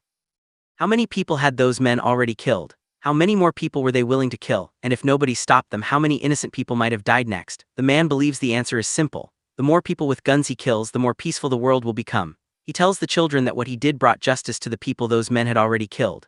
And more importantly, it saved the people who could have become their next victims. Then he looks directly at the children. You are alive because of me, and that's the proof of my claims. Boy and girl sit silently, because from their point of view this man really did save them. Without him they might not even be alive. But the girl still can't accept his way of thinking. Her eyes fill with tears as she finally speaks. We are all human beings. She doesn't believe killing is the only solution. There has to be another way, a better way, because no matter who is holding the gun, someone dying is still tragic. She wipes away her tears and admits how painful it is to think about people killing each other, and then being killed themselves. The man remains silent. He doesn't argue with her, but the look in his eyes makes it clear that he has already made his decision. For him, this isn't about enjoying violence. It's about eliminating people he believes will continue hurting others. For the girl, however, that logic isn't enough. And now, the children are beginning to realize something frightening. The man who rescued them may genuinely believe that he is doing the right thing, but what happens when someone decides that killing is the only way to create peace? The three of them sit together for dinner. But after everything the children have witnessed, the atmosphere is no longer peaceful. The man in the suit calmly tells them, "You cannot protect anyone by doing nothing." His words stay in the boy's mind long after dinner is over. Later that night, while the girl is resting, the boy approaches the man while he is working. The man looks up and asks, "What do you need?" The boy looks serious, then he says something unexpected. "Teach me how to use a gun." Man studies him for a moment. He doesn't immediately answer, but after seeing how determined the boy is, he finally says, "Then come with me tomorrow." Boy agrees. The next morning, the children wake up and continue recovering inside the building. The girl asks the boy if he slept well and he says yes. Then she tells him that once his injured leg gets better, they should leave this place and go somewhere else. The boy agrees, but before they can say anything more, the man in the suit enters the room. He tells them it's time to leave. The boy gets ready to go with him, but suddenly the girl speaks up. "I'm not going with you." Man stops and looks at her. She makes her feelings clear. She doesn't want to help him with what he's doing. She can't accept the idea of killing people just because they are carrying guns. The man doesn't argue with her. He simply says, "Fine, I cannot force you." Then he reminds her that he can't provide food and medical treatment for free, so instead he offers her another job. "How about helping me when I'm cooking?" The girl thinks about it for a moment, then she agrees. "Sure, I can do that for you." The arrangement becomes clear. The boy will go with the man and learn something dangerous, while the girl will stay behind and help with cooking. The man tells them to rest until evening before leaving. As he walks away with the boy, the girl watches them. The boy turns back with a small smile and says, "I'll be back." Neither child realizes how much this decision is about to change their lives, because tomorrow the boy isn't just going to learn how to handle a weapon. He's about to step into the same violent world that nearly took both of their lives. The girl stays behind, waiting for the boy to come back. Time passes slowly. She sits alone in the room, looking toward the door again and again. Outside the window, the ruined city remains completely silent. Eventually, the sound of the door catches her attention. The boy has returned, but this time something about him is different. His face looks exhausted and his eyes seem much more serious than before. While the boy rests, the girl quietly continues helping in the kitchen. She keeps working, thinking about what he might have experienced outside. As darkness falls over the city, the lights eventually come back on. Meanwhile, the man sits alone at his desk. His hands are covered with injuries and he looks completely drained. But instead of resting, he returns to his work. The boy notices him and becomes curious. He approaches the desk and asks what the man is doing. The man simply answers, "I'm writing a book." Boy is surprised. "A book?" He then asks the question that has been bothering him for a long time. "Do you know why the world has come to be this way?" The man pauses his writing. Then he explains that human beings are controlled by many different things: their environment, their emotions, their instincts, their memories, and the information they receive. Even the man himself isn't free from these influences. That's exactly why he writes. According to him, writing forces a person to organize their thoughts, question their own beliefs, and look at things from different perspectives. A book can preserve information and pass it on to someone else. And by putting your thoughts into words, you can learn to think independently instead of simply being controlled by everything around you. The boy listens carefully, then the man gives him a much darker lesson. If you truly want to protect someone, you can't simply act on emotion, you have to think independently, you have to remain rational. Even when that rationality becomes cruel, the boy stays silent, absorbing every word. And somewhere in that quiet room, his decision to learn how to use a gun begins to make more sense, because he doesn't just want a weapon, he wants the ability to protect himself and the girl. But the real question is whether learning to protect someone will force him to become the kind of person he once feared. 3 men have entered the D9A area. The boy spots them on the surveillance screens and immediately reports their location. The man in the suit checks the area himself. Confirmed. He raises his weapon. A gunshot tears through the empty street. One of the men is hit instantly. The children keep watching the monitors, waiting for an update. Then the boy notices something. One of the men is still alive, and strangely he isn't injured at all. He's just sitting there, completely terrified, surrounded by the bodies of the others. But after a few moments, fear takes over. The surviving man gets up and starts running. He's running toward D9B. The boy tracks him from one screen to another. The man reaches the pharmacy, and he keeps moving. The bus stop, the veterinary hospital, the intersection. Every time the boy finds him, the man is still running. He's clearly desperate to survive. Then the boy suddenly speaks up. Maybe we should let him go. Man in the suit immediately asks why. The boy explains that the survivor no longer has a gun. As far as they're concerned, he isn't a threat anymore, but the man in the suit doesn't see it that way. He says the weapon isn't the important part. The important question is what that man is thinking. Maybe he's only trying to escape. Maybe he wants to protect himself. Or maybe he's already thinking about finding another weapon, and there is no way for them to know. The boy understands the logic, but he still isn't comfortable with it, because following this man's orders means accepting that anyone who might become dangerous later should be eliminated now. And that means innocent people could die too. The boy points that out, but the man in the suit has already made up his mind. He believes that killing people who use guns is the most efficient way to prevent more deaths. In his mind, a few innocent casualties are an unavoidable price for creating peace. Then he ends the discussion. That's all I need to say. Let's continue with what we must do. Boy falls silent, but the conversation has clearly changed something inside him. He isn't simply following orders anymore. He's starting to question them. Meanwhile, the terrified survivor continues running through the empty city. The man in the suit watches his route carefully. Then he begins predicting where the survivor might go next. He points toward different sections of the city, D9C, D9E, D9. The boy keeps listening, but then something catches his attention. The survivor has reached their building. The boy looks toward the window. The girl is there too. She slowly raises her head and looks outside, and then she sees him. The terrified man is right below them. He looks completely exhausted. His face is filled with fear. He has nowhere left to run. The girl watches silently. Then bam, the man's body suddenly crashes down from above. The girl freezes at the window. The boy stands there in silence. Neither of them says anything. They've spent all this time watching people through screens, numbers, locations, targets. But now for the first time, death has happened directly in front of them. And the girl has witnessed it from only a few meters away. She can no longer pretend this is just something happening somewhere else in the city. The man in the suit may believe he's creating a safer world. But for these two children, the question has become much harder. How far are they willing to go to survive? The girl's injured leg is still being treated. The man carefully checks the wound and makes sure the bandages are holding properly. After examining her, he gives a small nod. Good, you're recovering nicely. The girl looks at him with a little more trust than before. Then she asks something that reveals a completely different side of him. Were you a doctor? He pauses. Yes, I used to be. For a moment, the man's expression changes. He explains that he once wanted to save as many people as possible. That was the life he had chosen before the world collapsed. But somehow everything changed. The girl watches him quietly as he continues treating her. Then he asks her a simple question. What do you want to be when you grow up? The girl doesn't hesitate. I want to live. Answer catches him off guard. She isn't dreaming about becoming famous or powerful. She doesn't even name a profession. She simply wants to survive. Then she explains what that really means to her. I want to live with the people I love. The room becomes quiet. The man looks at her for a moment, then he gives a faint smile. Yes, that's a wonderful place to be. For the first time, his words sound less like those of a soldier and more like those of the doctor he used to be. But the girl still has something she wants to ask him. Sir, the girl finally gathers enough courage to ask the man the question that has been bothering her. She looks at him and asks him to stop what he's doing and leave with them. But the man doesn't even look convinced. He simply tells her that he doesn't think he can. The girl can't understand why. She asks him if he really wants to stay here, continuing to kill people until one day he ends up dying completely alone. Her voice becomes softer as she begs him. Please don't. The man remains firm. He tells her that this is what he must do. Then while treating the wounds on her legs, he explains his reasoning in a disturbingly calm way. He says that in order to heal her, he had to disinfect her wounds. And when he did that, he killed countless bacteria. Some of those bacteria were probably harmless. But he still had to eliminate all of them so that her legs could recover. According to him, what he's doing to people isn't very different. He believes he's helping humanity recover from its diseased state. But the girl immediately rejects that idea. She looks at him and says that people aren't bacteria. The man doesn't argue, instead he calmly explains that the value of every living thing is determined by the individual. And in his eyes there is no real difference between people and bacteria. The girl knows something about that thinking is deeply wrong, but the man can see that she's sad and lonely, so he tells her that she should leave. Meanwhile, the atmosphere slowly changes. Later, the three of them sit together for another meal. For a moment, everything almost feels normal. Then the man asks them a simple question. Where do they plan to go? The boy admits that they haven't decided yet. For now, they simply want to keep walking forward. If they eventually find a peaceful place, they'll consider staying there. But until then, they just want to keep moving. The man's response is unexpectedly bleak. He reminds them that every road eventually comes to an end.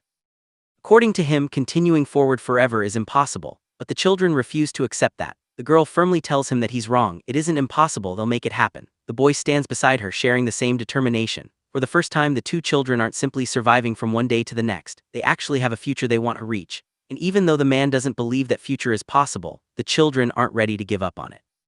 As the meal continues, the man quietly watches them.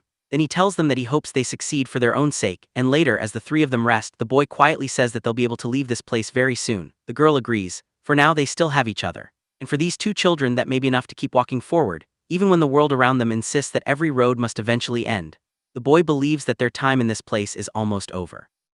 Lying in bed, he quietly tells the girl that they'll be able to leave very soon. She agrees, but there's something else bothering her.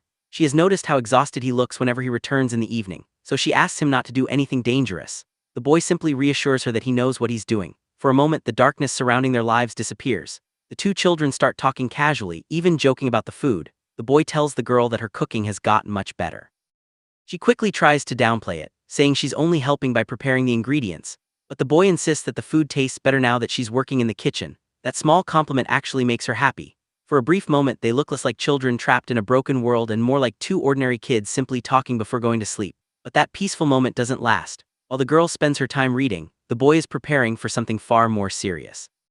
The man takes him outside for training, and this time there is no room for games. The boy is handed a rifle and told to aim at the target's chest. The man carefully explains every step. Keep the weapon steady, control your breathing, and when the moment comes, pull the trigger. The boy follows the instructions, but something is clearly holding him back. He can aim, he can hold the weapon, but actually pulling the trigger is different. The man notices his hesitation. He tells him that accuracy and speed are essential. Then he makes the purpose of this training brutally clear. This isn't simply practice. The boy has to get rid of his reluctance to pull the trigger, because if he hesitates when facing a real enemy, he could be the one who dies. The boy tries again, but deep down he already understands that this isn't really about hitting a target. The man then shows him exactly who the target represents. The man standing in front of them is one of the people who abducted the girl, and suddenly the rifle in the boy's hands feels much heavier. Until now, the boy had only been learning how to use a weapon, but now he's being forced to decide what kind of person he is willing to become. He instinctively understands that the choice in front of him could completely change his life, because killing someone right in front of him by his own choice wouldn't just mean ending another person's life. It would mean killing the innocent life he had lived until now. The boy stares through the sights. His finger remains near the trigger, and the man watches him carefully. Then comes the reason behind all of this. The man explains that people like the one standing before them were responsible for killing someone he loved deeply. That single confession changes the meaning of everything. This isn't just some cold mission for him. His hatred comes from something personal, and now the boy is standing at the exact point where that hatred is being passed on to him. He has the weapon, he has the target, he knows what that man did, but the real question is whether he can actually pull the trigger, because once he does, there may be no way for him to return to the person he was before. The boy stands there with the rifle aimed at his target, but this time something has changed. He understands exactly what pulling that trigger would mean. It wouldn't simply be another exercise. It would mean taking a human life with his own hands, and the man watching him knows that this is the moment where the boy's true nature will finally be revealed. The man reminds him that people like this target were responsible for terrible acts. They had killed innocent people and convinced themselves that they were simply punishing sinners. They didn't feel guilty. They didn't regret what they had done. Instead, they were proud of it, and according to the man, that kind of person cannot be allowed to continue. Then he gives the order, shoot him. Boy's body freezes. For a moment, everything around him seems to disappear. He knows the target has hurt them before. He knows what the man expects him to do. But deep inside, he still can't accept killing someone who isn't currently attacking them. Then bang, the shot rings through the room, but the boy doesn't aim for the man's chest. He shoots him in the leg. The target collapses, wounded but still alive. The man looks at the boy and immediately asks the question that matters. Why didn't you kill him? The boy doesn't hesitate this time. He explains that the man can't be considered an immediate threat anymore. Even if it's true that he kidnapped them, the children are still alive. So in the boy's mind, there is no reason to take his life. The man had already been punished, and there was another reason: the target had injured their legs. So the boy decided that shooting him in the leg was enough. The man listens carefully, But then he points out the danger in that decision. If the man survives, what's stopping him from coming back later? What if he returns looking for revenge? The boy thinks about it, but his answer remains the same. He's still a human being, and the boy refuses to kill someone simply because he might become dangerous in the future. For the first time, the man seems to understand exactly what kind of person this child is becoming. He simply says, "I see." But then he makes something very important clear. The boy's way of thinking might work in this situation, but it won't work against everyone. The man suddenly shoots again. This time the lesson is brutally simple. Some people won't hesitate. Some enemies will kill the moment they get the chance. And that's why the boy must learn to recognize a genuine threat. Because when someone is actually coming to kill him, hesitation could mean that he dies first. The man tells him that if a person has become a threat, the boy must be able to act without freezing. He reminds him, when you hesitate, it can already be too late. Then he addresses the final part of the test. The boy had been ordered to kill the wounded man, but he refused. And he didn't refuse because he was blinded by anger. He refused because he made his own judgment. The man realizes something. The boy isn't incapable of killing. He simply doesn't want to kill without a reason, and strangely enough, that's exactly why the boy has passed. The man finally tells him, "You've passed the test." Boy stands there holding the rifle, staring forward. He hasn't become the emotionless killer the man wanted him to be. Instead, he's learned something much more dangerous: how to make the choice for himself. And now that he's passed the test, there's only one question left. What will happen when the next person standing in front of his rifle isn't someone he can afford to spare? For the first time in a while, things seem almost peaceful. The girl is lying comfortably on her bed, completely absorbed in a cookbook. After everything they've been through, these ordinary moments almost feel strange. She eventually gets up and heads toward the kitchen. She even climbs onto a small stack of objects just to reach the counter and starts checking what ingredients they have. But then she notices something. One important ingredient is missing. She looks around again, hoping she simply overlooked it. But no, they're out, so instead of giving up, the girl decides to search for it herself. She checks the kitchen, then the nearby storage, and eventually she opens a large refrigerator and looks inside. Still nothing. But while searching, she notices something unusual. There are traces leading deeper into the building. Curious, she follows them. The further she goes, the quieter everything becomes. Soon she reaches a dark staircase. She carefully makes her way down, carrying a small lamp to light the path ahead. And when she finally reaches the bottom, her eyes widen. The place is enormous. There are stacks upon stacks of supplies everywhere: boxes, cans, food, enough provisions to survive for a very long time. For a moment, the girl is actually amazed. She looks around and realizes that with this much food, they wouldn't have to worry about starving anymore. But then she remembers what she was actually looking for: meat, so she decides to keep searching. She walks deeper into the storage area, carrying the lamp in one hand while carefully making her way between the piles of supplies. Everything seems strangely quiet. Too quiet. Eventually she reaches a massive door. She grabs the handle. Click, the door slowly opens, and what she finds on the other side makes her stop completely. At first she doesn't understand what she's looking at. The room is almost completely dark, but as her eyes adjust, she begins to see shapes hanging from above, one, then another. In another, there are bodies everywhere, human bodies, dozens of them. Some are hanging from the ceiling while others are stacked around the room. The girl slowly raises her lamp, and the more she sees, the worse it becomes. This wasn't just a storage room. Something horrifying had been happening here long before she ever entered. Her expression changes completely. The excitement she had felt after discovering all that food disappears instantly. Now she's just standing there, staring at the countless bodies surrounding her. And then she realizes something even more disturbing. The food she had been so happy to find was stored in the same place as all these corpses. The girl doesn't know what to think anymore. She just stands there, frozen in fear, while the darkness around her seems to swallow everything. Because she came downstairs looking for something as simple as meat, but instead, he may have just discovered the darkest secret hidden inside their supposed safe haven. And judging by the look on her face, whatever happens next is going to change everything. The girl continues walking through the dark storage area, carrying the food she had found. But then she suddenly notices something disturbing. Someone is being held captive. A man is standing against the wall with both of his arms restrained above him. His body is covered in injuries and he looks completely exhausted. The girl slowly approaches him. For a moment, neither of them says anything.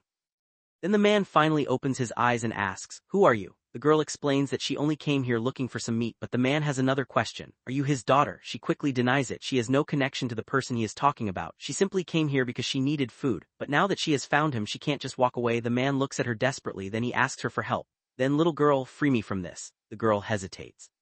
She knows that helping him could be dangerous. After all, this man admits that he has killed people, so she asks him directly, "But aren't you a bad man who kills people?" The man's answer is surprisingly honest. Yes, he has killed people, but according to him, the world isn't as simple as separating everyone into good guys and bad guys. Some people do good things, some people do terrible things, and sometimes the same person can be both. But the girl doesn't accept that excuse. She firmly tells him that no matter what, killing people is wrong. The man falls silent. Then, surprisingly, he admits that she is right. He says that he regrets what he has done. He knows that murder is wrong, but the girl isn't finished. She points out something even more important. If someone is dying right in front of you, and you refuse to help them, "And aren't you also responsible for what happens to them?" The man's expression changes, because her words hit him differently. He knows he doesn't have much time left. He tells her that if she doesn't help him, he'll die very soon. Then he begs her. He says he has no strength left and only wants to be free, and he promises that he won't kill anyone again. The girl remains silent. She is standing between two choices: leave him there and let him die, or help a man who has already taken other people's lives. Finally, she makes her decision. She chooses to help him, but there's one problem: he's still restrained. So the girl picks up her lantern and heads deeper into the dark building. She's going to search for the keys. She doesn't know what awaits her beyond those doors, and she certainly doesn't realize that freeing this man could change everything, because the moment she opens that door, she may be releasing someone far more dangerous than she ever imagined. The girl searches through the room, and surprisingly, finding the keys isn't difficult at all. Before long, she has a whole bunch of keys in her hand. She returns to the imprisoned man and holds them up. "Here are the keys." Man immediately asks her to unlock his restraints, but before she does, the girl stops him. There is something important she needs to tell him. She warns him that escaping right now would be a terrible idea. If he leaves immediately, the man controlling this place will notice. He could track him down, kill him, and even worse, realize that the girl helped him escape, so she comes up with a safer plan. The man should pretend that he's still trapped until late at night. Once their captor finally falls asleep, she will return and let him know. And there's one more thing: she plans to escape that very same night. The man agrees to wait. The girl then quietly locks everything back up and leaves. For now, everything has to look completely normal. Later, she returns back up and quietly leaves. For the moment, everything has to look completely normal. Later that evening, the three of them sit down for dinner. Surprisingly, the girl has prepared the entire meal herself. The boy looks impressed. "You made this all on your own." The girl smiles and explains that she used a recipe she found in a book. The man then asks if she made the food using the ingredients she found in the refrigerator. She simply answers yes. The man seems satisfied.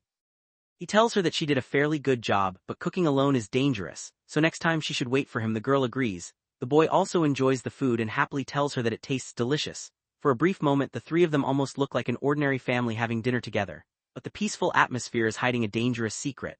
That night, the girl tells the boy everything she saw earlier. She also tells him that she plans to leave the city.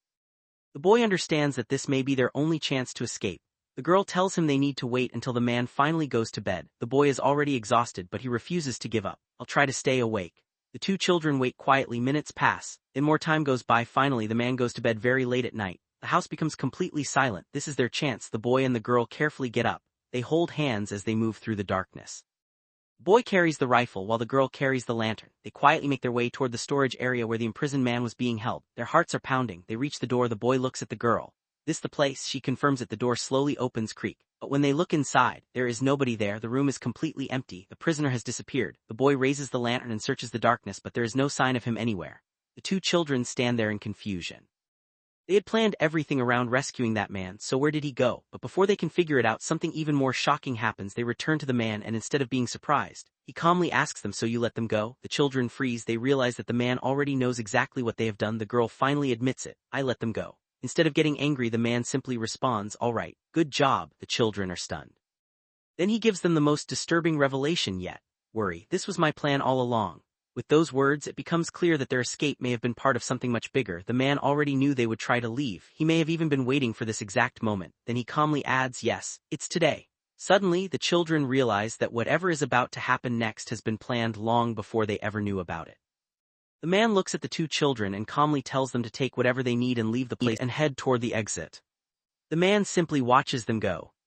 For the first time, the children step outside without being locked up or chased back inside. And then they see it. The city. A massive city stretches out in the distance, completely different from the isolated place they have known for so long. The boy and girl walk forward together, holding hands. For a moment, they can hardly believe it. They're finally free. But their freedom doesn't last long. As they move farther away, they suddenly notice something coming toward them. A huge number of vehicles are approaching. And these aren't ordinary cars. The streets are filling with armed people and military-style vehicles. The children immediately realize that something is wrong. The boy looks back terrified. But inside one of the vehicles, the man is strangely calm. When one of his men notices the two children running away, he points them out. "Hey boss, there are two kids running away over there." Everyone expects the man to order them to bring the children back. But he simply says, "Leave them be." And just like that, the children are allowed to escape. They keep moving, eventually leaving the building far behind. For the first time, they find themselves standing outside, looking at the enormous city in the distance. Neither of them can believe how different the outside world is. They hold hands and continue walking, hoping that this is finally the beginning of their freedom. But somewhere behind them, something much more dangerous is already happening. The man sits quietly, looking completely exhausted. Then he takes out an old family photograph. The picture shows him standing with his wife and children. For a moment he simply stares at it. His expression becomes heavy, as if he's remembering a life that disappeared long ago. Then he puts the photograph away. And this is where everything changes. The man takes out a remote detonator. He looks toward the city and presses the button. Click. At first nothing seems to happen. But only a moment later. Boom boom. A massive explosion tears through the distance. The sound echoes across the city. People stop and look around in shock. The children also hear it. They turn back, completely confused and terrified. They had thought they were simply escaping from their prison. But now they realize something much bigger is happening behind them. The man had allowed them to leave for a reason. And while the children keep running toward the open road, the city behind them is thrown into chaos. The two finally reach a wide, empty stretch of land. Ahead of them is a long road leading toward the horizon. For a brief moment they think they've truly escaped. But they don't know that the explosion they just heard may have changed the entire world around them. And as the children continue forward, the real nightmare is only beginning. The two children stand in the middle of the open field, finally believing that they have escaped. But behind them, the city suddenly disappears beneath enormous clouds of smoke. The children turn around. What they see leaves them completely speechless. Huge plumes of smoke are rising from the city, spreading across the horizon like a dark wall. The girl stares at the destruction in silence, while the boy watches with the same shocked expression. They now understand that the sound they heard earlier wasn't just some ordinary explosion. Something terrible has happened. But there is nothing they can do about it. The girl lowers her head, her expression becoming quiet and sad. The boy continues walking beside her, carrying the rifle on his back. For a while neither of them says anything. They simply keep moving through the endless field, leaving the destroyed city farther and farther behind. Eventually, the girl becomes tired and sits down in the grass. The boy stops with her. The two children sit side by side, taking a brief moment to rest after everything they've been through. Despite the chaos behind them, there is a strange calmness in this open field. For the first time, they aren't trapped inside a dark building. They aren't being watched. They aren't waiting for someone to hurt them. They're simply two children sitting together, trying to understand what their future might look like. After resting for a while, they get back on their feet. The girl and the boy hold hands again. And together, they continue their journey. The road ahead seems almost endless. There is no clear destination. No idea where they'll sleep. No idea what they'll eat. And no idea what kind of world is waiting for them. But this time they are choosing their own path. The boy and the girl keep walking down the long road, leaving their old lives behind them. And for the first time, their journey truly belongs to them. After walking for a long time, the two children finally reach a quiet open field. There is nothing around them except endless grass and the empty sky. The boy looks ahead in silence, while the girl seems completely exhausted from their journey. For a moment they simply stand there, taking in the peaceful surroundings. But the journey has taken a serious toll on them. The girl eventually sits down in the grass and the boy stays beside her. With nowhere else to go, they decide to rest here for the night. The boy lies down and stares into the darkness. Then as the night grows deeper he notices something strange. The girl is already asleep. She looks completely exhausted, but for the first time her face seems peaceful. The boy quietly watches over her before finally settling down as well. When morning arrives, the girl wakes up first. She looks around and realizes that the boy is still resting nearby. She doesn't disturb him. Instead, she gets up and starts gathering small branches from the surrounding area. She wants to make a fire. A little later, the girl manages to start a small campfire. Meanwhile, the boy heads toward a nearby stream. He steps into the shallow water and carefully searches for something to eat. After a moment, he spots a fish. He reaches down and manages to catch it. The boy proudly lifts the fish up, knowing that they finally have something to eat. When he returns, the girl is waiting beside the fire. She smiles when she sees what he brought back. Together, they prepare their first real meal since escaping. The fish is placed over the fire, but the moment the boy takes a bite, he immediately realizes that it is way too hot. He nearly burns his mouth. The girl watches him with a small smile. Even after everything they've suffered, the two children can still find tiny moments of happiness. Soon they're both sitting beside the fire eating together. The darkness surrounds them, but the warm light of the flames keeps the two children company.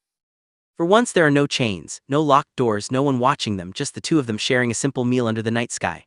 After eating they remain beside the fire for a while. The girl looks genuinely happy, and the boy smiles as well. Whatever happened behind them, they're finally beginning to experience what a normal life could feel like. Eventually the fire burns lower. The children finish their meal and prepare to continue their journey. They leave the camp behind and keep moving forward together.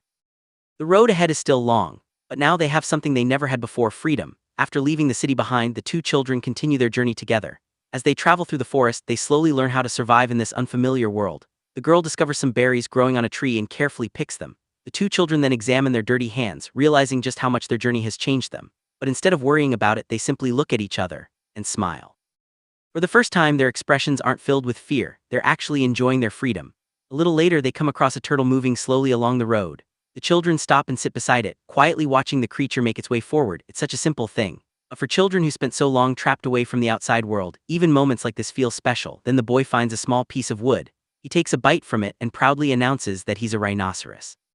The girl is completely caught off guard, and soon the two of them are laughing together. Their journey continues. But before long, the weather begins to change. Rain starts pouring down, forcing the children to search for somewhere to take shelter. Eventually, they find a small shelter hidden among the trees. The two crawl inside and wait for the rain to pass. Inside, they sit close together, listening to the storm outside, and for a brief moment, the world feels peaceful. The girl eventually becomes tired and falls asleep.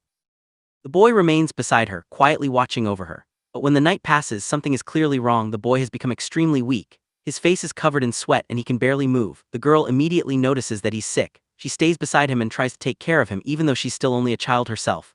Then she remembers the berries they found earlier. She goes outside, gathers some more, and brings them back to the shelter. She carefully feeds the berries to the boy. He struggles but eventually manages to eat. The girl doesn't leave his side. She watches him rest, making sure he isn't alone. And even though the situation is frightening, the two children still find comfort simply by being together. They have no idea how long this peaceful moment will last, because the story itself warns us. The boy and the girl are destined to experience separation, and then, something changes. The girl suddenly notices something in the darkness. She looks toward the entrance of the shelter. A strange sound can be heard outside. Grrrrrrrr. Her eyes widen. Something is approaching.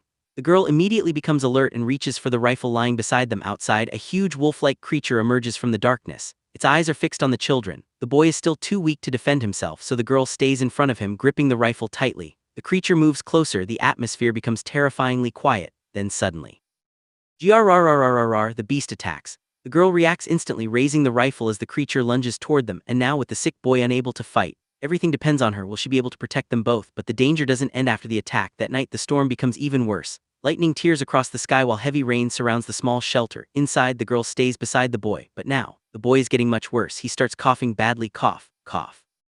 The girl immediately turns toward him. Her expression changes. She can see that he's struggling just to breathe. She looks terrified because there's nothing she can do to properly treat him. The boy continues coughing while lying weakly inside the shelter. And for the first time, the girl completely loses her calm. Her eyes fill with fear. She doesn't want to accept what might happen. She desperately begs him to stay with her. No, the boy's condition keeps deteriorating.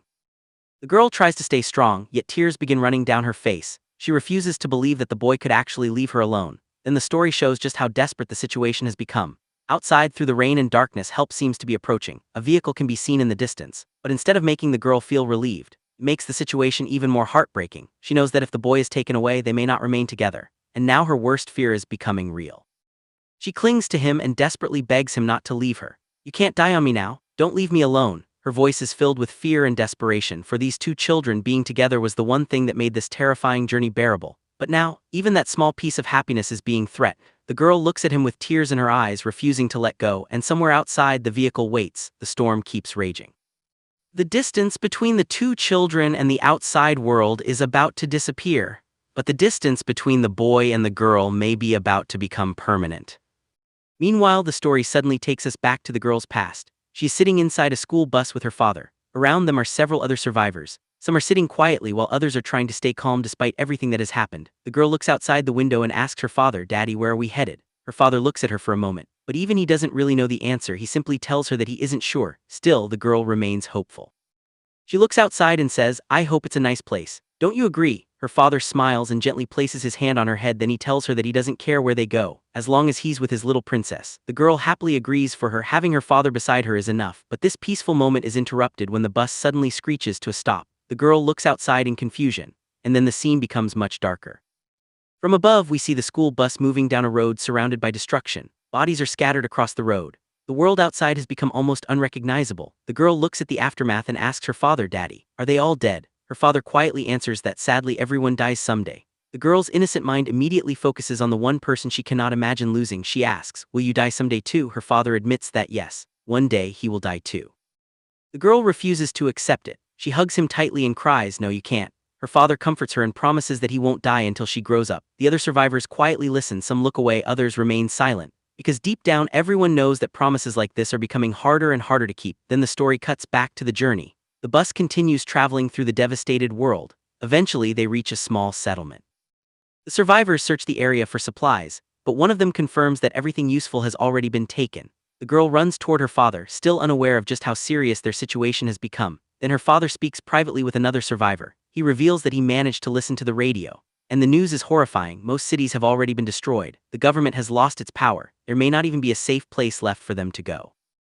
The group is no longer searching for a normal life. They're simply searching for somewhere they can survive. And while the adults worry about what remains of the world, the little girl only knows one thing: as long as her father is beside her, she believes everything will be okay. But this memory carries a painful meaning, because when we return to the present, we already know that the girl has lost the world she once believed would protect her, and the promise her father made, "I won't die until you grow up," be the very promise that makes her future even more heartbreaking. The bus has stopped for the night. After everything they've seen on the road, the survivors have no choice but to accept the reality they're living in. There may be no safe city left, there may be no government left to protect them, and there may not even be a destination waiting for them anymore. One of the men finally looks outside and quietly realizes the truth. Maybe all they can do now is live day by day. So instead of continuing their journey through the darkness, the group settles down for the night. They park the school bus nearby and gather around a small fire. For a few hours, the ruined world outside almost disappears. Everyone sits together. The girl's father stays close to her while the other survivors try to make the most of what little food they have. One of the men is sitting by the fire, writing something in a journal. Her father notices and asks what he's doing. The man explains that he's writing in his journal. For him, writing is a way to pass the time, and perhaps a way to preserve memories in a world where everything else is slowly disappearing.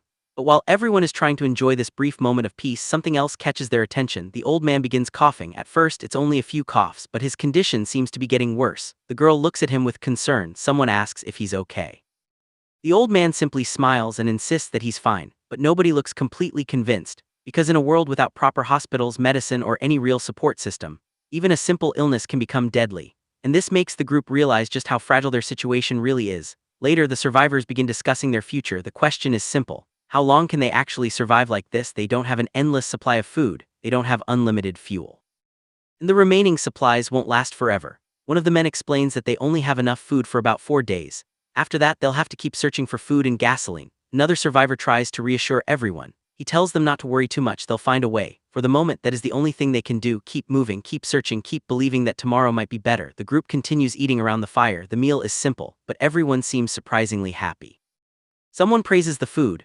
Another person says it tastes especially good with the canned tuna they found a few days earlier. Someone else even jokes that they should remember the recipe for a few precious minutes. They almost look like an ordinary group of people having dinner together. But then everything changes. Without warning, the peaceful moment is shattered. Bang! A sudden attack erupts. Everyone panics. The survivors immediately grab their belongings and start running. There is no time to understand what's happening, no time to ask questions. They only know one thing: they have to escape. People rush toward the bus. Some are screaming, others stumble as they try to climb inside. The bus suddenly starts moving. Survivors barely manage to get themselves aboard as they flee from the attackers. The driver pushes the vehicle forward, faster and faster, but the situation quickly spirals out of control. The bus swerves violently. The passengers are thrown around inside. Bodies slam against seats and walls as everyone desperately tries to hold on. Then screech, the bus crashes. Everything comes to a sudden stop. For a moment, there's only silence. The survivors lie scattered across the floor of the bus, shaken and terrified. The little girl is still there among them. She looks around, trying to understand what just happened. Outside the windows, the world appears strangely calm again. But the people inside know better. That brief campfire gathering is over. Their fragile sense of safety has been destroyed. And from this moment onward, surviving won't simply mean finding food and fuel. It will mean staying alive while the entire world seems determined to tear them apart. And this terrifying attack is about to become another memory that the girl will carry with her for the rest of her life. For a little while, it almost feels like the survivors have finally found some peace. Inside the bus, everyone is still together. The adults joke around, comfort each other, and try to keep the children smiling. The girl's father is especially close to her. He plays around with her, making her laugh as the others watch. Someone even has a small music player, and soon the bus is filled with music. Outside, the bus continues moving through the empty landscape. They pass through wide roads, abandoned buildings, and ruined areas. But they keep going, moving forward again and again. For the survivors, continuing to move is the only thing that still feels like progress. As the journey continues, the scenery slowly changes. The bus enters a city. For a moment, there is hope that they might finally find medicine and supplies. But then the weather changes, rain begins pouring down. Inside the bus, the atmosphere becomes much darker, and suddenly the coughing starts again. The old man can't stop, he coughs again, and again, and again. At first, everyone tries to ignore it, but now his coughing is much worse than before. The girl notices it immediately. She looks toward him with growing concern. One of the survivors tells the driver that they're heading toward a city where they might be able to find medicine. They ask the old man to hold on. But something about his condition doesn't feel normal anymore. The dark spots on his body are becoming impossible to ignore. One of the men suddenly realizes what they might be dealing with. He explains that he had learned about this disease while researching for his next novel. He doesn't remember the exact name, but he remembers one important detail. Those dark spots are a symptom of the disease. The bus falls silent. Everyone begins looking at the old man. Then someone asks the question nobody wants to hear. Is it dangerous? The answer is devastating. If they had a doctor and proper medical equipment, the old man might still have a chance, but in their current situation, his chances are almost non-existent, less than 0.1%. The girl's expression changes immediately. She realizes that the man who had been traveling with them, the man who was still sitting around the campfire, may not survive. And the worst part is that there is almost nothing they can do about it. The bus continues moving through the rain. The old man keeps coughing. The sound fills the entire vehicle. And now everyone is forced to face a terrifying truth. Even if they escape the destruction around them, the disease itself can still take their lives. The girl stands quietly in the middle of the bus, looking at the adults around her. Everyone is trying to remain calm, but deep down they all know what's coming.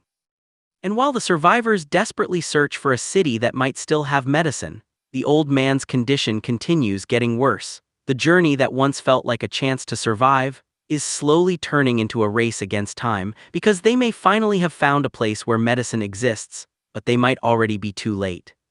The words hit everyone like a death sentence. The old man has less than a 0.1% chance of survival. The entire bus goes quiet. Nobody knows what to say. The little girl stands in the aisle, staring toward the adults as they discuss the situation. She doesn't fully understand what the number means, but she understands one thing: someone she cares about might disappear. Meanwhile, the others try to comfort each other.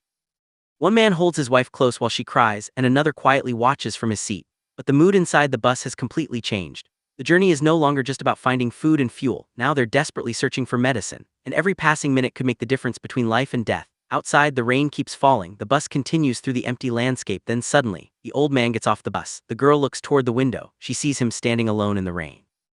For a moment, he simply stands there, looking exhausted. Then the girl reaches for her father's hand. "Daddy," her father takes her hand. And together they watch the old man from inside the bus. The bus eventually starts moving again, but the old man is left behind, and the girl doesn't understand why. She watches him through the window as the bus slowly pulls away. Her eyes widen. "Daddy." But her father doesn't answer immediately. The bus disappears into the rain.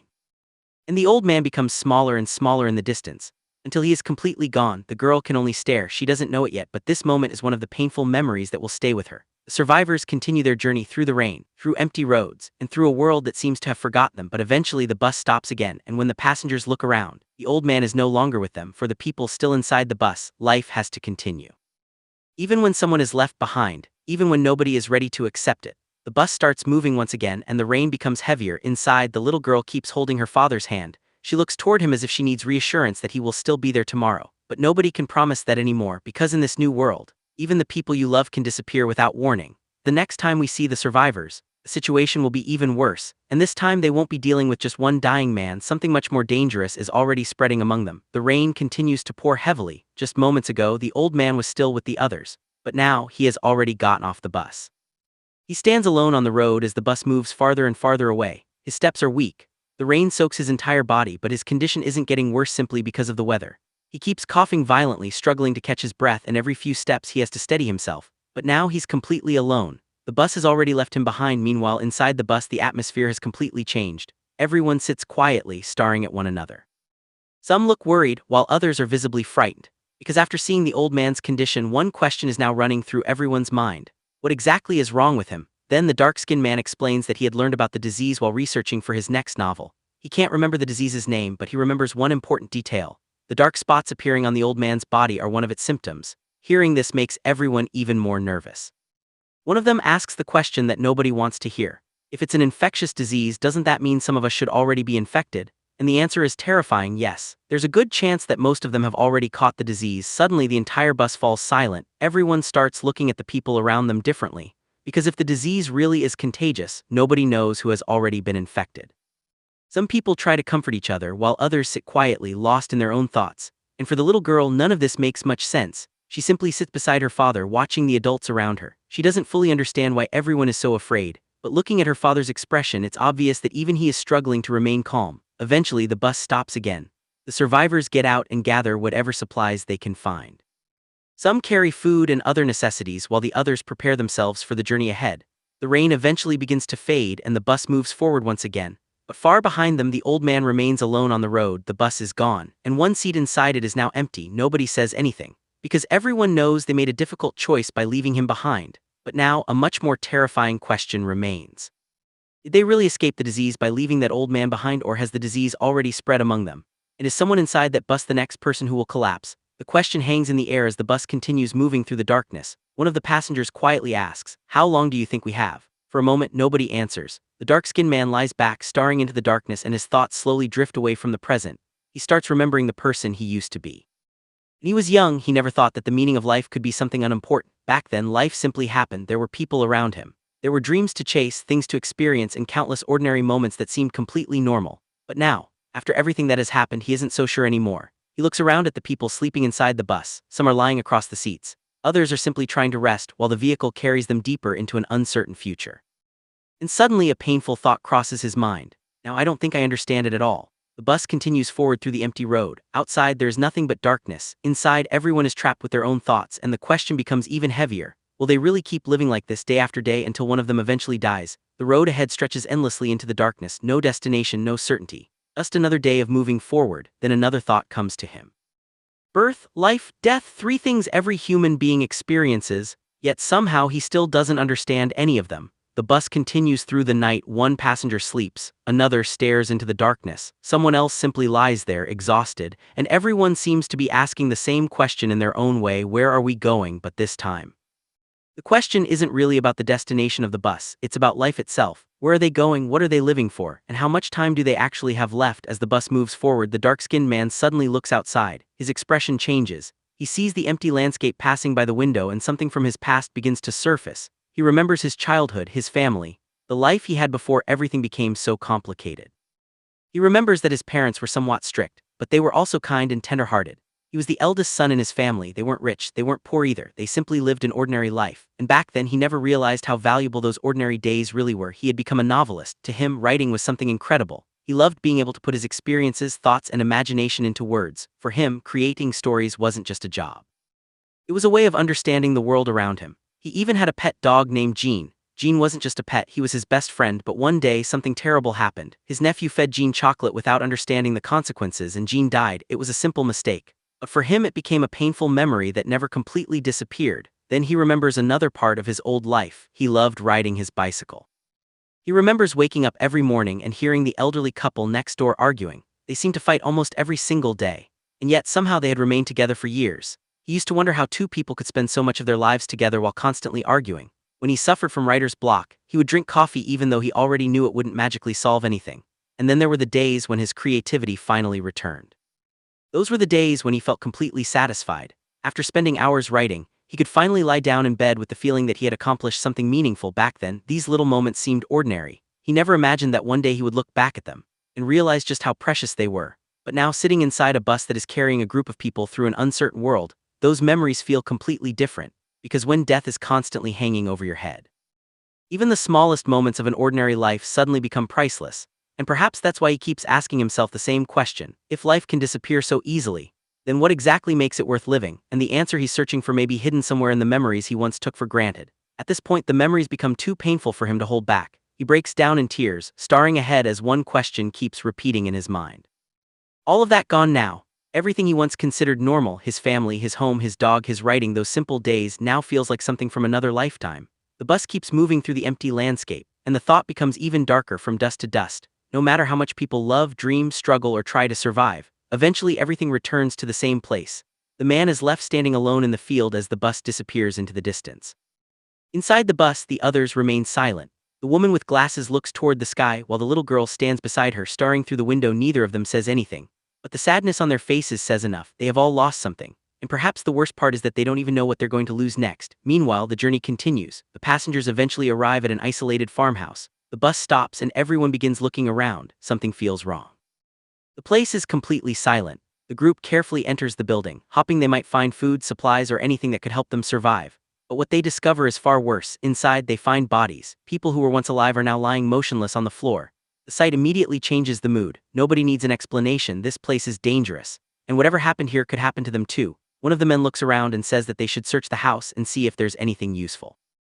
But as they continue looking, the reality of their situation becomes impossible to ignore. They aren't simply traveling anymore. They're moving from one dangerous place to another. Hopping each new stop will give them enough food and safety to survive a little longer. Eventually, the group leaves the farmhouse. The bus is waiting outside, but not everyone is ready to move on. One woman remains behind, standing alone near a tree. She looks completely exhausted.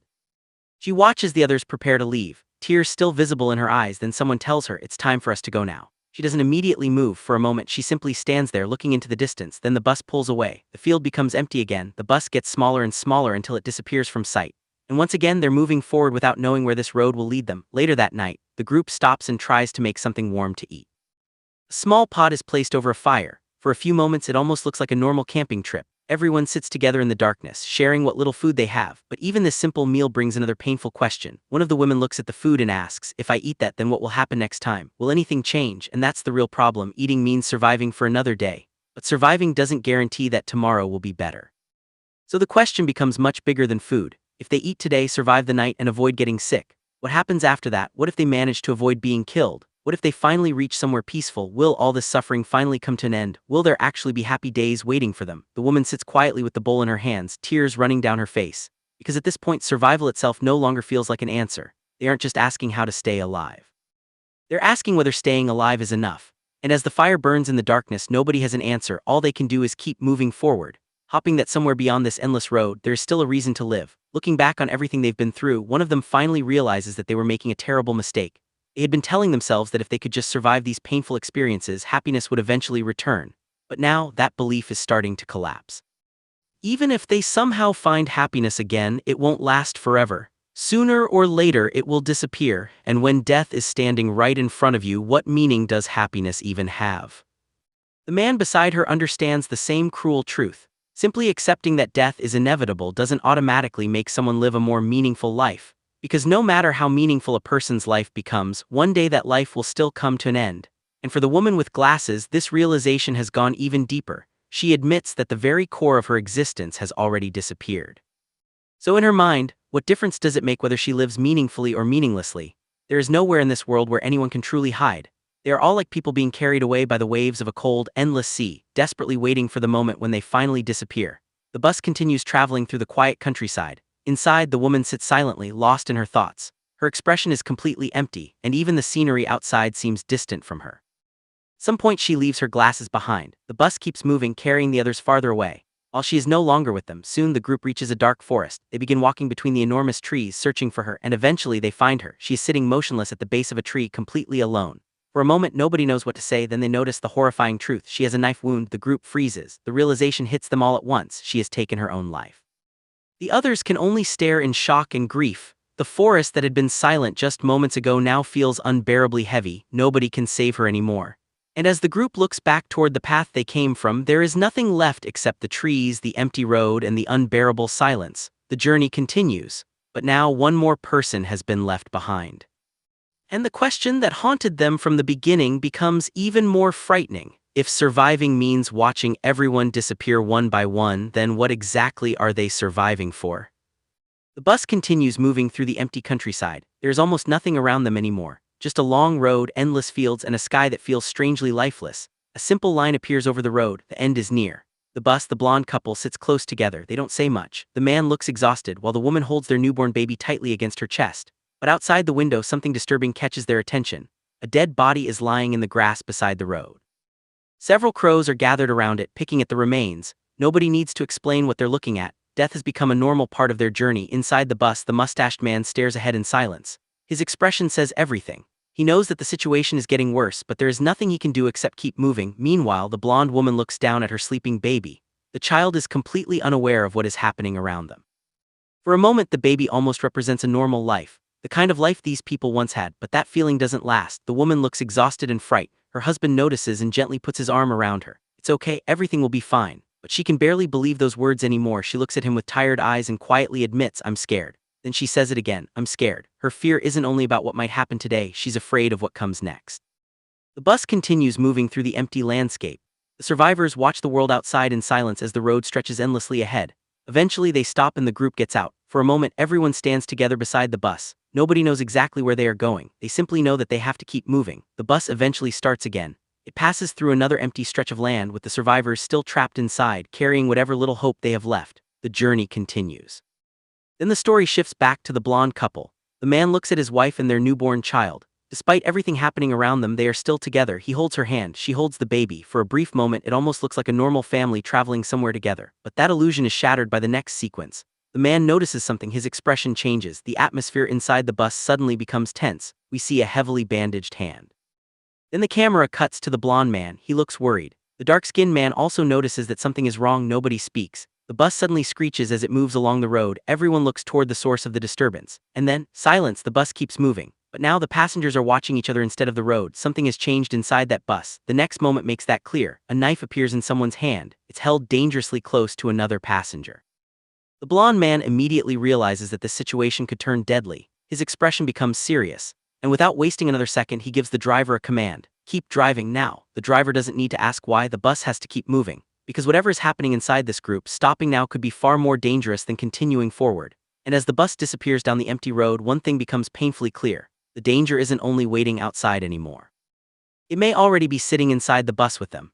The dark-skinned man looks toward the others and asks a simple but painful question. What do you plan on doing after that? For a moment, nobody answers. The road ahead is completely empty, and the truth is becoming harder to ignore. Whether they keep moving or stop, nothing seems capable of changing their fate. Everyone will die sooner or later. But the dark-skinned man refuses to accept that as a reason to give up. He believes that the people who still have even the smallest chance of surviving have to keep fighting. The ones who still have a chance must fight to survive.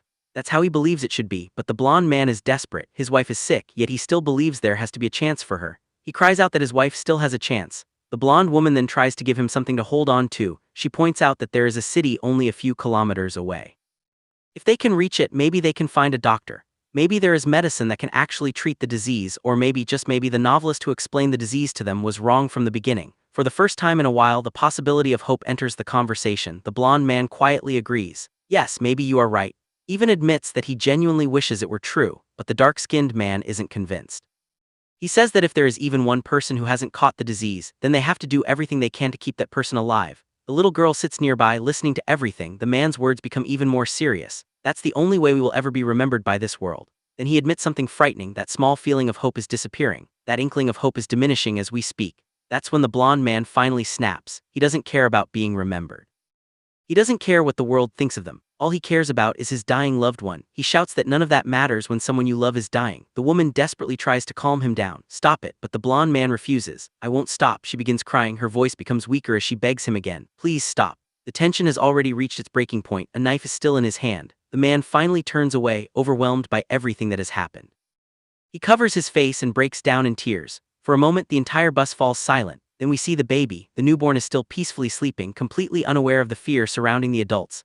The little girl is close by, watching everything with tears in her eyes, and then the blonde woman makes a heartbreaking request. She looks toward the child and says, "Please take good care of my baby." The little girl looks devastated. She knows that something is terribly wrong. The mustached man also watches silently, unable to find the right words. The blonde woman turns away. She seems to have accepted something that the others are still struggling to face. The next moments are strangely quiet. She walks through the bus. The other survivors remain behind, and eventually the bus stops again. Outside, the road stretches endlessly into the distance. The blonde couple stand together. The woman is crying, but she doesn't let go of the man's hand. He stays beside her. Whatever happens next, they are facing it together. The bus remains behind them as they walk away hand in hand.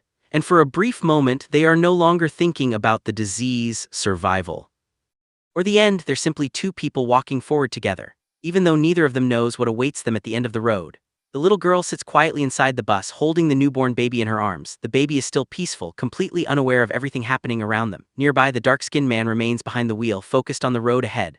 The mustached man sits in silence as well. Nobody says much. The bus simply keeps moving. Outside, there is nothing but an endless road stretching through the empty countryside. From above, the bus looks almost insignificant against the enormous landscape. Just one small vehicle carrying a handful of survivors through a world that feels increasingly abandoned. Inside, the mustached man looks toward the others. The dark-skinned man is there too, quietly watching him. For now, nobody knows where this journey will end, but they still have to keep going. And then the bus passes another grim reminder of the world they've left behind. A dead body lies out in the open. The sight's becoming almost normal for them now, but that doesn't make it any less disturbing. The little girl continues holding the baby while the bus moves farther away from the body. Eventually, the survivors stop in a wooded area. And this time, the dark-skinned man takes matters into his own hands. He notices a deer nearby. He raises his rifle. Bang! The shot echoes through the trees. The deer falls. For the survivors, this isn't about hunting for sport, it's food. It's another day of survival. They prepare the meat over the fire. The sizzling sound fills the dark surroundings. The little girl watches carefully while holding the baby close. The mustached man prepares a piece of the cooked meat and offers it to her. She cautiously eats. For a brief moment, the scene almost feels normal. A group of people sharing food, a child being cared for, a warm meal after another exhausting day. But the illusion doesn't last. The darkness returns. The survivors sit quietly, each lost in their own thoughts. The mustached man looks exhausted. The dark-skinned man remains silent. And outside, another body lies motionless in the grass. Crows gather around it. Once again, death is waiting just outside their window. The contrast is almost cruel. Inside, they're trying to protect a child and keep each other alive. Outside, another person has already become nothing more than a corpse in the grass. Then the scene becomes even quieter. The mustached man stands alone in the darkness, and suddenly, cough, cough, sound breaks the silence. Someone is coughing, and in a world where disease has already taken so many lives, even a simple cough is terrifying. The mustached man looks ahead. The darkness surrounding him feels endless. Then the story shifts into something much stranger. We see an open hand. A single word appears beneath it. Then we see the mustached man standing alone again. It's as if he's trying to understand his own existence. He looks toward the little girl. She's standing inside a small shop or building, surrounded by the ordinary things that once belonged to normal life. The mustached man watches her. Then his thoughts become clearer. I clearly and definitely exist. He knows that he is here. He knows that he can see himself. He knows that he is still alive. But then comes the disturbing part. These senses. Looks through the bus window. Outside, the landscape continues, stretching endlessly into the distance. The road is still there. The bus is still moving. Everything appears real, yet something about it feels wrong. As if the world around him is slowly becoming impossible to understand. And that raises a frightening question. If he can clearly prove that he exists, then what exactly is happening to his perception of everything else? Because in this world, even reality itself may no longer be something the survivors can trust. The bus continues moving through the empty landscape. But now the mustached man is thinking about something much more frightening than the journey itself. Will they disappear? He looks at himself standing alone in the middle of the empty field, and another question follows. Will I disappear? His expression becomes heavy. Because after everything they've seen, he can no longer ignore the possibility that one day, he might simply vanish too. But then his thoughts turn toward the little girl sitting inside the bus. She's holding the newborn baby close to her, and the thought becomes even more painful. Will my child someday disappear too? She looks down at the baby, completely unaware of the fear running through her father's mind. Outside, the world continues passing by, but the shifts to something much bigger. The world itself is facing a tremendous tragedy. People are dying everywhere, and there is nothing anyone can do to stop it. Inside the bus, the mustached man sits with his head lowered, overwhelmed by everything that's happening. The little girl remains beside him, quietly holding the baby. And the cruelest part is that by the time people finally understand what's happening, it's already too late. Night falls. The bus becomes quiet as the survivors settle down to rest. The mustached man lies down while the little girl stays nearby with the baby. For a moment, everything is strangely peaceful. Then the little girl looks toward her father, and she asks a question that sounds simple, but carries the weight of everything they've been through. Daddy, when people die, what happens next? The man looks at her. He doesn't have an answer. And the images that follow become increasingly dark and unsettling, showing death and decay spreading through the world. The question remains hanging in the air. What really happens after death? Finally, the father gives her the only honest answer he can. I'm not sure either. Little girl looks up at him. Then, despite everything around them, she holds on to a small hope. I hope we can meet everyone in heaven. The father looks at her, and after a moment he answers softly. Yes, I hope so too. For once, neither of them tries to pretend they know what the future holds. They simply stay together, father and daughter, under the quiet night sky. The father looks at his child and wishes for something impossible. If only I could stop time. Because he knows these moments won't last forever, so instead of worrying about tomorrow, he decides to treasure the moment they're living right now. As long as he is alive, he wants to love his family with everything he has. He wants to live in the moment. And as long as he gives everything he can right now, maybe, just maybe, that will be enough. Then comes one of the most emotional moments. The father tells his child, I love you, my child. The little girl answers, I love you too, Daddy. For a brief moment, the fear disappears. There is no disease, no death, no endless journey, just a father, his daughter, and the love they still have for each other. But the story doesn't let that peace last forever. They become dark again. The survivors are left surrounded by the same terrifying reality they've been trying to escape. And the show's a hand marked by severe damage, a brutal reminder that their bodies are still being affected by whatever is destroying this world. They may want to stop time. They may want to hold on to the people they love forever, but time doesn't stop for anyone. And the question that began this journey still remains. If everything eventually disappears, then what does it really mean to be alive? At first, the father tries to stay calm, but something is clearly wrong. He raises his hand and stares at it in fear. A strange dark mark has appeared across his palm, and the look on his face tells us that he already knows what is coming. Then the words appear. Time has come. The father looks toward his little daughter. She's still innocent, still unaware of how serious the situation has become. She's holding the baby in her arms while the father watches her quietly. He knows that he is running out of time. And what hurts him the most isn't what will happen to him. It's what will happen to his children after he's gone. The bus eventually reaches its stop. The father steps away while the children remain behind. He turns toward them one last time and says, "Take good care of the kids." Then the bus begins moving. At first it slowly pulls away, but with every second the distance becomes greater. The father simply stands there and watches. His expression remains serious, but his eyes reveal everything. He doesn't want to leave, he doesn't want to say goodbye, but he knows he has no choice. And then the little girl realizes that her father is really going away. She starts crying. She reaches toward him desperately, screaming, "Don't go, take me with you." Someone tries to hold her back, but she refuses to let go. She struggles with everything she has. She wants her father. Nothing else matters. "Please, Daddy, don't go." Her cries become louder as the distance between them grows. But the father can't stop what is happening. He can only watch. The bus disappears farther into the distance while his daughter continues screaming for him. Then we see only footsteps. One person keeps walking away, while the other remains behind. The girl looks toward him with tears running down her face. "Daddy," she calls out again, but there is no answer. She breaks down completely. "Daddy, please, please don't go." Her voice echoes across the empty space.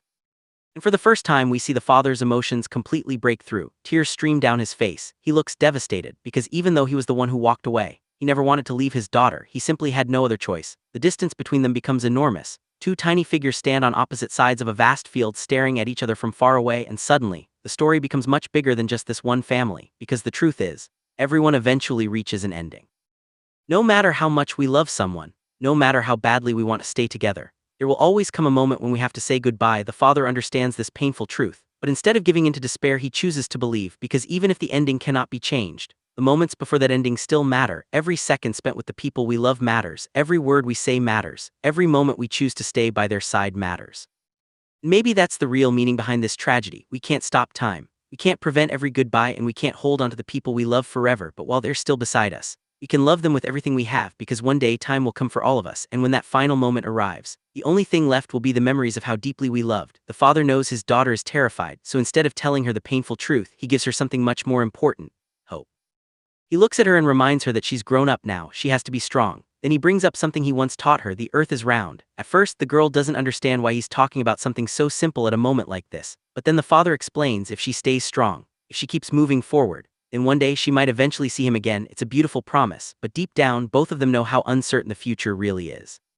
The girl wipes away her tears as her father gives her another reassurance. He tells her that he's going to receive treatment, and that he will make a full recovery. The girl looks at him carefully. She needs to know if he truly means it. "You mean that?" The father doesn't hesitate. He wants her to believe him, because right now, hope is the only thing he can give her. And then the girl asks the question that breaks his heart. "Get to meet again, right?" The father smiles. "Of course." He tells her that when they meet again, they won't have to say goodbye anymore. The girl still isn't completely convinced, so she asks one final question. "You promise?" The father holds her close, and with all the confidence he can gather, he answers, "Yes, I promise." For a moment, everything feels okay. The girl believes him. She believes that her father will come back. She believes that this goodbye isn't really the end. But then, the bus starts moving, and the distance between them begins to grow. Inside the bus, the girl sits quietly while holding the baby. Her eyes are still filled with tears. She looks toward the place where her father was standing moments ago, but he's already gone. The bus continues down the road. Inside, the seats around her are mostly empty. The silence makes everything feel even heavier. She has the baby in her arms, but the person she desperately wants beside her is no longer there. Meanwhile, far behind them, her father is standing alone. The bus disappears into the distance, and now there's nothing left for him to do except keep moving forward. He walks along the empty road, carrying the weight of the promise he just made. He told his daughter that they would meet again. He told her that everything would be okay, but now that she's gone, his strength begins to disappear. The road ahead stretches endlessly, and the farther he walks, the smaller he becomes against the massive landscape, until finally, he stops. He lowers himself into the grass and sits there alone. No family, no children, no one beside him, just silence. Yet even after everything that has happened, one thing remains in his mind: his promise. He promised his daughter that they would meet again. And perhaps that's why he keeps moving forward, because sometimes when there's nothing left to hold on to, promise is the only thing that keeps someone going. And somewhere far away, a little girl is holding on to that same promise, believing that one day her father really will come back. The father looks at his daughter one last time and repeats the promise he just made. Yes, I promise. The moment those words leave his mouth, the weight of everything he has been hiding becomes impossible to ignore. His injured hand trembles, he looks down at it. And for a moment, the strong father his daughter sees begins to disappear. He has been trying to stay calm for her, trying to make her believe that he'll come back. But once he's alone, that strength finally breaks. He collapses onto the ground. His body lies motionless in the grass as the world around him becomes strangely quiet. There is no family beside him now, no one to reassure him, no one telling him that everything will be okay. Only the promise he made to his daughter remains, and yet, he forces himself to get back up. He starts walking again. Every step looks heavier than the last, but then the story takes us somewhere unexpected. We see memories of the father and daughter before everything went wrong, simple moments, quiet moments. The kind of memories that become precious only after you realize they might never happen again. We see the little girl smiling, we see her with the baby, and we see her father nearby watching over them. For her, those moments were ordinary. For him, they were everything. But the peaceful memories don't last. Night falls. Under the moonlight, the girl lies beside the baby while her father remains nearby. She looks toward him, and for a brief moment the scene almost feels like a normal family night, almost. Because the father knows something the children don't. Soon he may not be there anymore. The story then returns to the bus. The girl is sitting quietly with the baby in her arms. Outside, the landscape continues moving past the windows. But inside the bus, everything feels frozen. She looks exhausted. And then her father is shown struggling with another coughing fit. His condition is clearly worse than he wants anyone to know. He tries to hide it. He tries to act normal.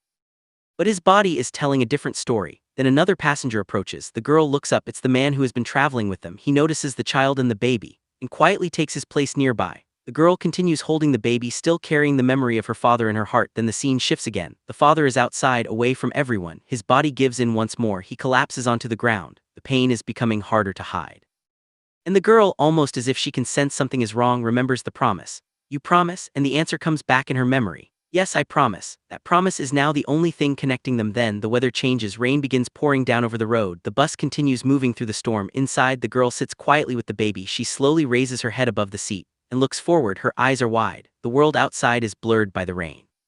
But somewhere beyond those windows is the man she believes will come back. She doesn't know what is really happening. She only knows what her father told her, that he would recover, that they would meet again, and that when they finally did, they would never have to say goodbye. But as the bus disappears deeper into the rain, the truth becomes harder and harder to ignore, because the father isn't getting stronger, he's getting weaker. And the promise he made to his daughter may be the very thing that keeps her going. Even when the person who made that promise can no longer keep walking. And now, as the storm closes in, the question is no longer whether they said goodbye, but whether the father will actually survive long enough to keep his promise. The rain is still pouring outside, and somewhere in the darkness beyond the bus, the father is struggling alone. He is drenched, exhausted, and barely able to hold himself together. Meanwhile, inside the bus, his daughter has no idea how serious his condition has become. She only knows that daddy is still there. But then something changes. The father begins coughing violently. His body is clearly reaching its limit. Inside the bus, the little girl tries to distract the baby. She smiles and plays peekaboo, gently telling the baby that everything is all right. But behind that smile there is fear. She knows something is wrong. The baby keeps crying while the girl desperately tries to comfort him. And then we see her eyes, they're filled with tears. She is trying to stay strong, just like her father told her to. But she is still only a child. Outside, the father stands alone in the open field. His thoughts return to his daughter. My daughter okay? That is the question he can't escape. He realizes that it has already been days since he last cried. Maybe because he has been forcing himself to accept what is happening. Maybe because there are some things that hurt so much that even tears eventually stop coming. He looks across the empty field and begins thinking about something much deeper. Time, death, and what happens to everything we leave behind. Do our bodies disappear with time? Do our memories disappear too? Do the feelings we once shared eventually become nothing? The thought leads him to a painful realization. You were born from dust, and this you shall return to dust. Everything has a beginning and everything has an end, but knowing that doesn't make the ending any easier. The father looks at himself and realizes just how much time has passed. His condition is getting worse. And now he fears that he won't be able to keep the promise he made, the promise to come back, the promise to meet his daughter again, the promise that one day they would never have to say goodbye. He looks at his damaged hand, the same hand that once held his daughter's hand, now looks almost lifeless, and the thought hits him hard. I won't be able to keep my promise after all. He begins questioning himself. Why did he make that promise? Why did he give his daughter hope when he wasn't sure he could fulfill it? But then his thoughts return to the moment they said goodbye. His daughter had asked him to promise, and he had said yes, because how could a father look into his child's eyes and tell her that he might never come back, an eternal goodbye? No one could truly accept that, not the child, not the father, not anyone. The father reaches forward as if he can still grab onto something that is already disappearing. I don't want to accept it. Hand stretches farther, his voice becomes almost desperate. I absolutely do not accept it. Then in the distance his daughter appears. She's so small compared to the empty world around her. The father starts moving toward her. But why? Why does he have to let her go? Why does everything they built together have to end? He keeps running toward her, desperate to close the distance, but no matter how hard he tries, she remains far away. And the closer he gets, the more painful the truth becomes, because maybe this isn't about reaching her anymore. Maybe it's about accepting that some goodbyes cannot be stopped. The rain falls harder, the road stretches endlessly ahead, and the memories of their family begin flashing through his mind: the bus, his daughter, the baby, the nights they spent together, the promises, the small moments that once seemed ordinary, but now mean everything. And finally, the father and another figure are shown standing together, looking ahead. The journey continues, but the question remains hanging in the air: if time can erase the body, can it really erase the memories, even if his body disappears? Even if his promise becomes impossible to fulfill? There is one thing he refuses to let go of: the memory of his daughter. But the memory of his daughter is not the only thing left behind. As the road continues through the darkness, the father's final moments fade into something almost impossible to understand. The world becomes quiet. The road stretches endlessly ahead while the father remains somewhere behind it all. And then in the darkness we see him one last time. His body lies motionless. There is no strength left in him, no more running, no more chasing after the bus, no more promises he can make. He has finally reached the end, and yet the story doesn't end with his death, because while the father is gone, the bus is still moving. Inside, his daughter sits quietly with the baby in her arms. She looks ahead through the window, unaware of what has happened behind her. The road keeps carrying them farther away, and that distance is now permanent. The father had promised that they would meet again, but now that promise has become something only she can carry. The bus grows smaller in the distance, while the father becomes nothing more than a memory. And perhaps that is what hurts the most. Life continues moving forward, even when someone you love can no longer move with you. But as the bus disappears into the distance, one question remains: can a promise survive after the person who made it is gone? The bus continues along the empty road. Eventually they stop at a small shelter. The man gets out and checks the place before returning to the girl and the baby. For a moment everything feels strangely normal. They sit together and eat. The little girl carefully holds the baby while the man makes sure they both have something to eat. It is a simple moment. But after everything they've been through, even something this ordinary feels precious. The journey continues, but outside the bus the world tells a very different story. The fields are covered with corpses, dead. After another they lie scattered across the ground. The man looks around in silence. The little baby becomes sick, and despite everything they try, her condition only gets worse. Eventually the little girl is left standing beside a fresh grave, realizing that the baby is gone. She can't hold back her tears anymore. And while she is grieving, the story quietly shifts back to the man. He's still working around the bus and trying to continue his daily life. But something is clearly wrong with him too. At first it's easy to overlook. He looks tired, weaker than before, and then suddenly, cough, cough, the man starts coughing badly. The little girl notices it immediately. She looks at him with concern, but he tries to carry on as if nothing is happening. However, this isn't just ordinary tiredness. The same illness that took the baby seems to be slowly taking hold of him as well. As the days pass, the man becomes weaker. Even while traveling on the bus, he struggles to keep himself together. His body hurts and he has trouble hiding how much pain he's in. Then when the girl sees him again, she realizes something is seriously wrong. He can barely move properly, and she's clearly frightened by what she's seeing. She stays beside him, trying to help him even though she doesn't fully understand what's happening. And the most disturbing part is that the story has already shown us where this illness can lead. The baby is already buried in the ground, and now the man may be heading toward the exact same fate. The man's condition has become much worse. He is now extremely weak, barely able to respond. The girl stays beside him, watching him carefully. She doesn't know what else she can do. Then eventually, the man stops responding. The girl looks at him in fear. She waits for him to move, but nothing happens to her. It seems like the man is finally gone. She is still just a child, but she understands what death means now. She has already seen someone else disappear before. Now she believes she has lost the man who had been helping her, so she does something heartbreaking. She takes the man's body and carries him toward the graveyard, step by step. He drags him along, trying to give him a proper place to rest. And then she reaches the graveyard. There the girl stands beside a freshly prepared patch of earth. She has already lost the baby. And now the man who had been helping her has also reached the end of his journey. The girl looks completely exhausted and heartbroken. She returns to the bus, but this time the bus feels completely different. There is no one there, just an empty vehicle moving through the darkness. The girl sits alone, silently carrying everything that has happened. And when we finally see her face up close, her eyes and exhausted expression show just how much she has suffered. One by one, the people around her are disappearing. And now she is left completely alone. After everything she had been through, the girl could no longer hold her emotions inside. She walked through the empty field, crying uncontrollably. But these tears weren't only for the people she had lost. As the memories flashed through her mind, she remembered the different people she had encountered along the way. She remembered the elderly man, the people she had seen suffering, the families, and everyone whose lives had been touched by the same painful circumstances. One after another, those memories passed through her mind. And the girl kept crying. She wasn't crying only because of her own suffering anymore. She was crying out of pity for herself and for mankind. Eventually, she became exhausted and sat down alone in the grass. The night around her was completely silent. For a moment, she simply stayed there, lost in her thoughts. Then the story moves forward. A few days later, the girl is back on the bus. But this time, something is different. The bus is no longer just a place connected to painful memories. Her life is slowly moving forward. And then she notices someone. A boy. The girl looks at him. And the boy looks back at her. The girl's flashback finally comes to an end, bringing the story back to the present. And now we finally see how these two children came to meet. After everything they had both been through, their paths crossed at last. Neither of them knew what the future held, but from this moment on they would no longer have to face this broken world completely alone. Their meeting was only the beginning of a journey that would change both of their lives forever. The girl wakes up slowly, still overwhelmed by everything that has happened.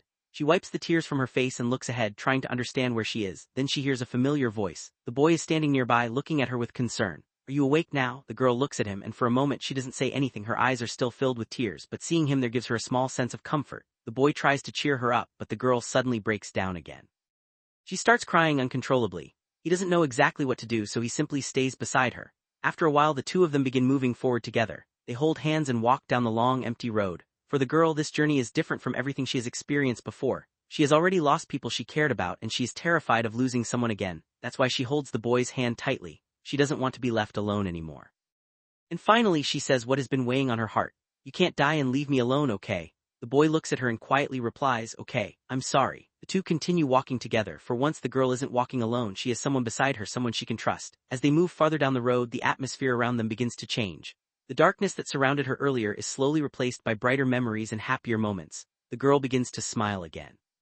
And the boy stays right beside her. Together they continue their journey hand in hand, not knowing where the road will take them. But this time, whatever happens next, the girl won't have to face it alone. The boy and the girl are now walking together, side by side. The boy looks ahead and asks her, where should we go? The girl looks at him and gives a simple answer. For her, the destination doesn't really matter. As long as she is with him, she is happy. The two continue walking together, and the atmosphere around them slowly becomes brighter. A small butterfly passes by and both of them notice it. For a moment, everything feels peaceful. The boy looks at the girl while she seems completely comfortable walking beside him. They continue their journey together hand in hand. Then the scene becomes even more cheerful. The two of them spend time together in the open field, surrounded by butterflies and flowers. They laugh, look around, and enjoy the simple moment. The girl is genuinely happy. She lies down in the grass and looks up at the butterfly resting above her. The boy lies nearby as well, quietly enjoying the same peaceful moment. For these two, the world finally feels beautiful. Then the boy asks her something that makes the moment even more special. When we grow older, will you marry me? The girl looks at him with a huge smile. She clearly doesn't want to imagine a future without him, and then she gives him her answer. Of course.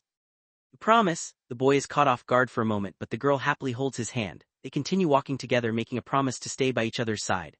After everything the girl has gone through, this moment feels completely different. She has finally found someone she wants to keep in her life. And for now, the two of them simply keep walking forward together, not knowing what the future has waiting for them. The boy and the girl are still lying in the grass, quietly enjoying the moment together. They look at each other and without saying much, they simply hold hands. Then the boy reminds her of the promise they just made. He tells her that they will stay together and the girl happily agrees. Yes, I promise. With that promise between them, the two continue walking forward. As they walk, they start imagining the kind of life they want to build together. The boy asks her, what kind of house do you want to live in? Without hesitation, the girl imagines a beautiful wooden house. She wants it to have a warm fireplace, a comfortable couch, and even a rocking chair. But she isn't finished yet. She also wants an attic. And outside the house, she wants to plant a tree and take care of it until it grows and bears fruit. The two of them excitedly imagine this future together. And soon their imaginary home appears in their minds. A peaceful little house surrounded by nature with a tree standing beside it.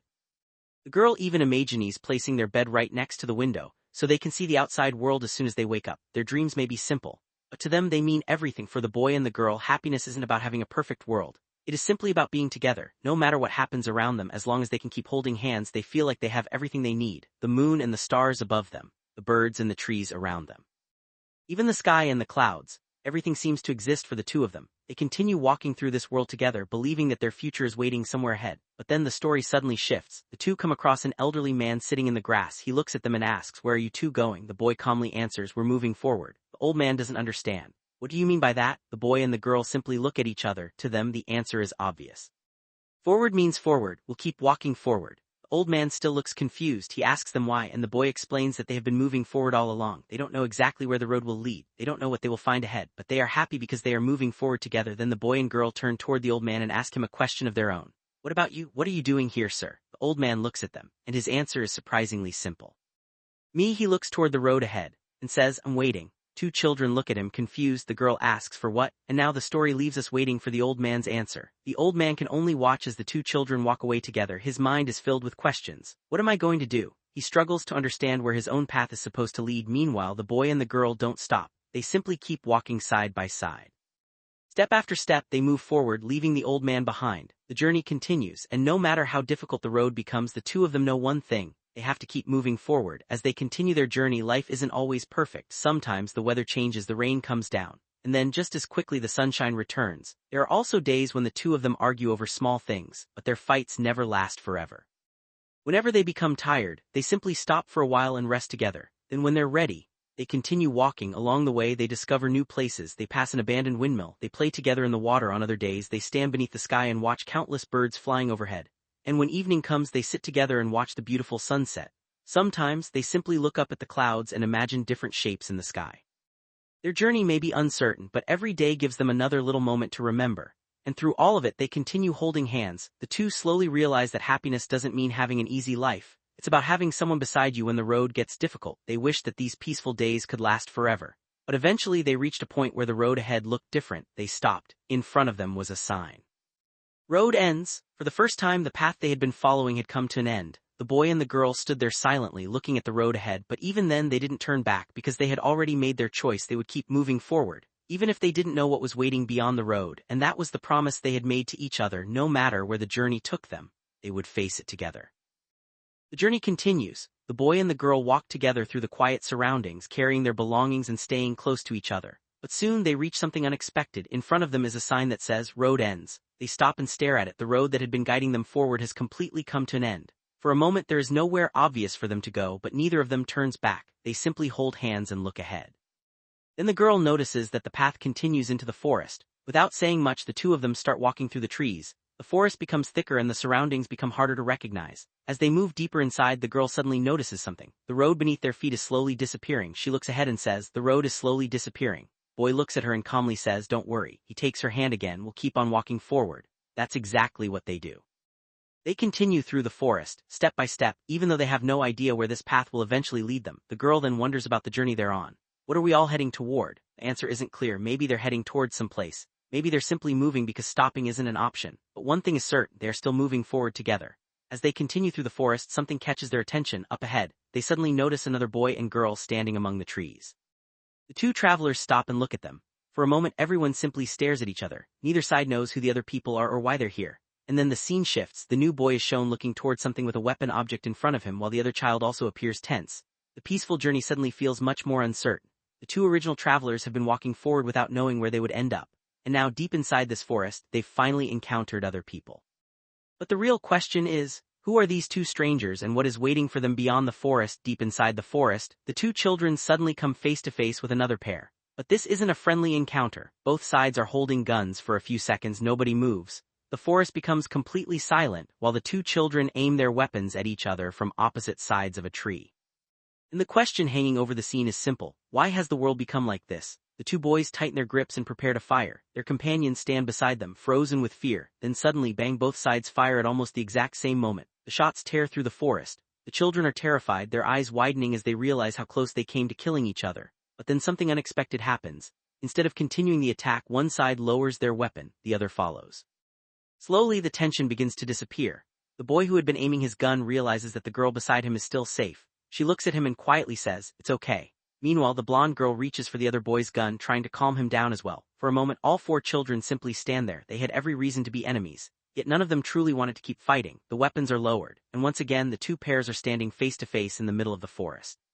But this encounter reveals something much bigger. In this strange world, children have been forced to carry weapons, they have been taught to fear strangers, and sometimes they are expected to fight people they don't even know. Yet despite all of that, there's still hope. The two pairs look at one another from a distance. No one speaks, no one attacks. Instead, they simply continue on their separate paths, and above them a projectile flies through the sky. As it disappears into the distance, the story leaves us with a powerful thought. Maybe the world has changed beyond recognition. Maybe the road ahead is dangerous. Maybe they don't even know where they're going. But as long as they refuse to give up, there is still hope. The moment the four children meet in the middle of the forest, the situation becomes terrifying. Both boys are holding guns and neither side is willing to lower theirs. For a brief second, everything is completely still. Then bang, a shot suddenly tears through the forest. All four children freeze in shock. The next moment, the two groups are standing apart from each other, but something has changed. The blonde girl is still standing, the boy is still holding his rifle, but one of their companions is already down on the ground. The boy stares at what has happened, unable to process it. His expression is completely blank at first. Then he looks toward the injured girl lying beside him. She isn't moving. He rushes toward her and drops to his knees. His hands tremble as he tries to understand what happened. The girl is badly wounded and blood is visible beneath her. The boy looks at his hands in disbelief. A moment ago they were simply walking through the forest, now someone is lying motionless in front of him. And before he can even recover from the shock, another gunshot rings out. Bang, the blonde girl is struck as well. She collapses onto the ground. The remaining boy is left standing there, completely stunned. For a moment he doesn't even move. His eyes are wide, and his face shows the terrible realization that the world he is living in has no mercy. After everything that happened, the forest finally becomes silent. The boy sits there completely frozen, staring at the bodies around him. The girl who had been walking beside him is gone.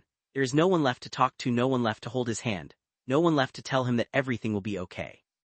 For a long time he simply remains there, surrounded by the silence of the forest. His rifle rests against his body, but he barely seems to notice it anymore. Then slowly he gets back on his feet. He looks ahead. There is nothing waiting for him there, but he has already lost everything behind him, so he takes a step, then another, and another. He keeps moving forward. The forest grows darker as he walks alone, carrying the weight of everything that happened. Eventually the trees begin to disappear and the world opens up before him. He reaches the sea. The ocean stretches endlessly beneath a dark sky. And for the first time the boy stands completely alone. No companions, no voices, just him, the waves, and the road ahead. He doesn't know where he's going, he doesn't know what comes next, but one thing is clear, he can't stay where he is, so he starts walking again, forward. Even after losing everyone, he keeps moving forward. With heavy, dark clouds, a young boy stands alone near the ocean. The waves move slowly in the distance while the wind brushes through the grass behind him. But there is something unsettling about the boy. His huge, dark eyes make him look almost lifeless, and his expression is completely empty. Then he starts walking toward the beach. Step by step, his sandals move across the wet sand. He carries a dark bag over his shoulder, but he doesn't seem to care about anything around him. The ocean keeps rolling toward him. And eventually, he stops at the edge of the water. A wave reaches his feet. He simply stands there. For a moment nothing happens.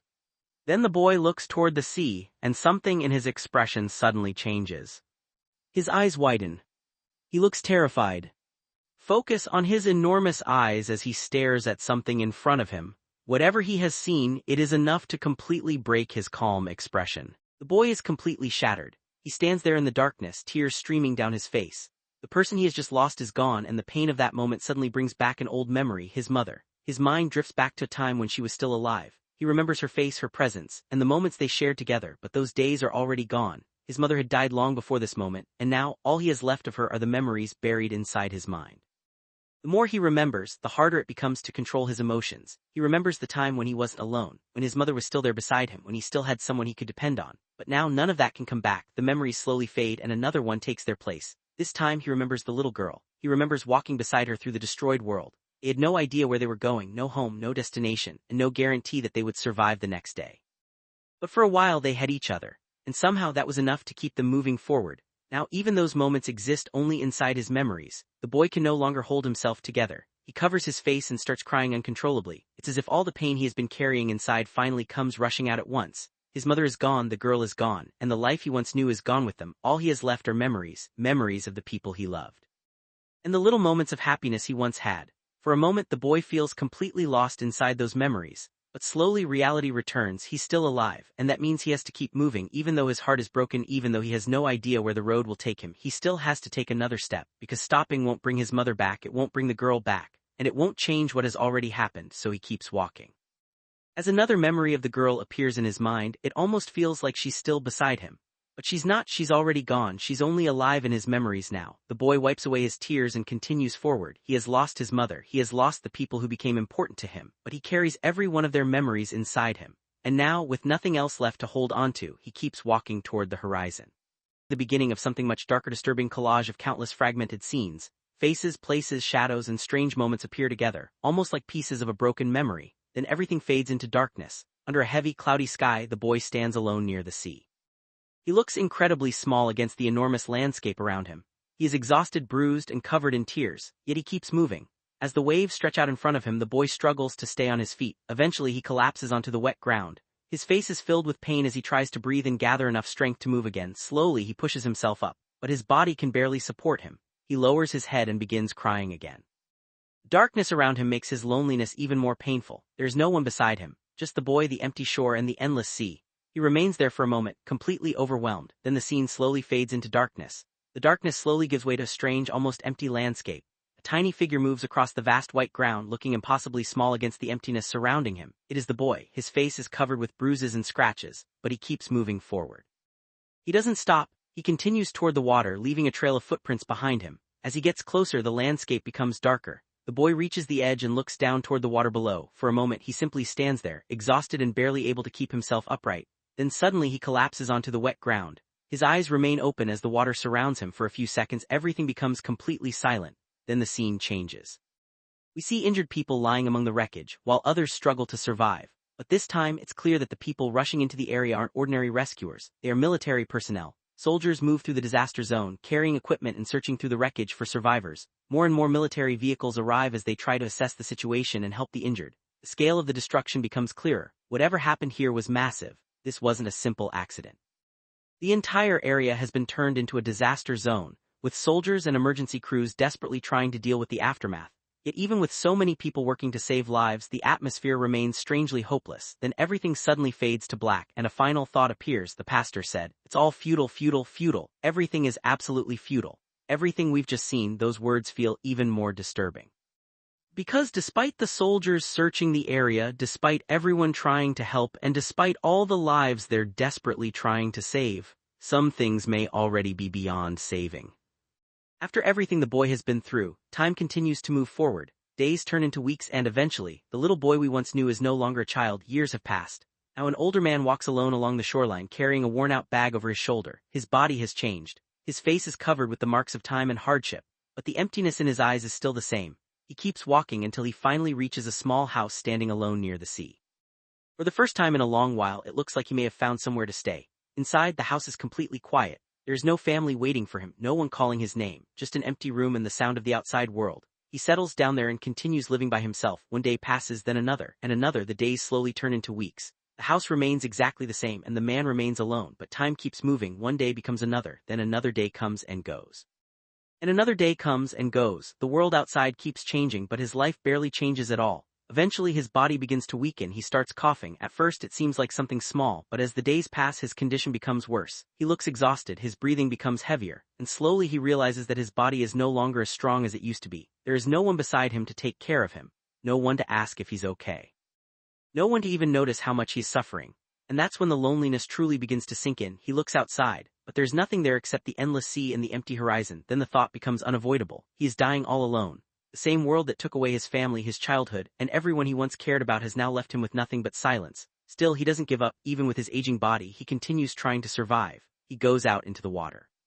He catches fish, he finds whatever food he can, because even after all these years, survival has become something he knows how to do better than anything else. But the older he gets, the harder it becomes. His strength is fading, his body is tired, and yet every day he continues, because somewhere deep inside him, the same little boy who once walked toward the horizon is still there. A boy who lost everything but refused to stop moving. And now, after years of walking, surviving, and living completely alone, the question is no longer whether he can survive. The question is how much longer does he have left. Old man sitting alone beside the sea, he quietly watches the water in front of him. The waves keep moving toward the shore and then slowly disappear again. The old man doesn't say anything, he simply sits there, lost in his thoughts, then he gets up and walks through the shallow water. His feet move slowly across the wet ground as he continues staring toward the sea. But this place isn't just somewhere he came to relax. The ocean seems to remind him of something from his past. A wave approaches him and disappears, then another wave comes and disappears again. As the water moves away, the story suddenly shifts to memories from a much darker time. We see soldiers, we see people lying on the ground, and then graves stretching across the land. The old man's eyes carry the weight of everything he has already witnessed. These aren't just random memories. They are pieces of the life he lived before reaching this quiet shore. The years continue passing, people grow older, lives change, and everything that once seemed permanent slowly disappears. Then the story brings us back to the old man. His face is now shown clearly, he looks exhausted. His eyes are heavy with years of memories, but the most important memory is still waiting beneath the surface.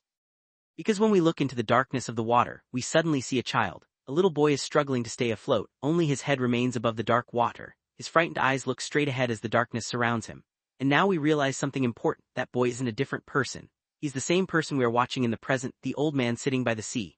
The story is showing us the beginning of his life before showing us where that life eventually led. The boy struggles in the water. His small body tries to keep itself above the surface, but the darkness around him feels endless. Then he suddenly disappears beneath the water. For a moment, everything becomes completely black, and after that darkness we see the old man's life continuing. He is now living alone in a simple house. He sits quietly inside, surrounded by silence. There is no one else around him, only the empty room and the memories inside his head. He looks tired. His eyes close for a moment, as if even resting cannot free him from the past. Outside, the world continues moving, and eventually the old man returns to the shore again. He stands near the water and looks toward the waves. His feet remain planted on the sand as he watches the sea. The same ocean that once nearly took his life is still there, but now he is the one standing above it. He turns away from the shore and begins walking. This time he heads toward the forest. The path is surrounded by tall grass and thick trees. The old man walks deeper into the greenery, carrying his bag and his rifle. Then something catches his attention. Hidden among the trees is a small campsite. There is a tent surrounded by plants and flowers. A swing hangs nearby, making the place look strangely peaceful. The old man slowly approaches, then he notices something on the ground, a small framed photograph. He stops and looks at it. His expression changes. Whatever is in that picture clearly means something to him. But before we can understand why, the old man notices two people nearby. A young couple is walking through the forest. The girl is carrying a basket of food while the young man walks beside her. They look completely peaceful and completely unaware that someone is watching them. The old man grips his rifle. He raises it and takes aim. The couple continues standing there. The atmosphere suddenly becomes tense. For a moment it looks like the old man might actually pull the trigger, but then he simply watches them. Something about these two seems to have stopped him. Maybe their presence reminds him of something he lost long ago. Maybe the photograph has something to do with them, or maybe there is another reason he brought that rifle into the forest. Finally, the old man lowers his weapon slightly and calls out, "Excuse me." The couple turns around. They stare at the old man in surprise. And now, after everything we've seen from his childhood to his lonely old age, we finally reach the moment where his forgotten past is about to collide with the present.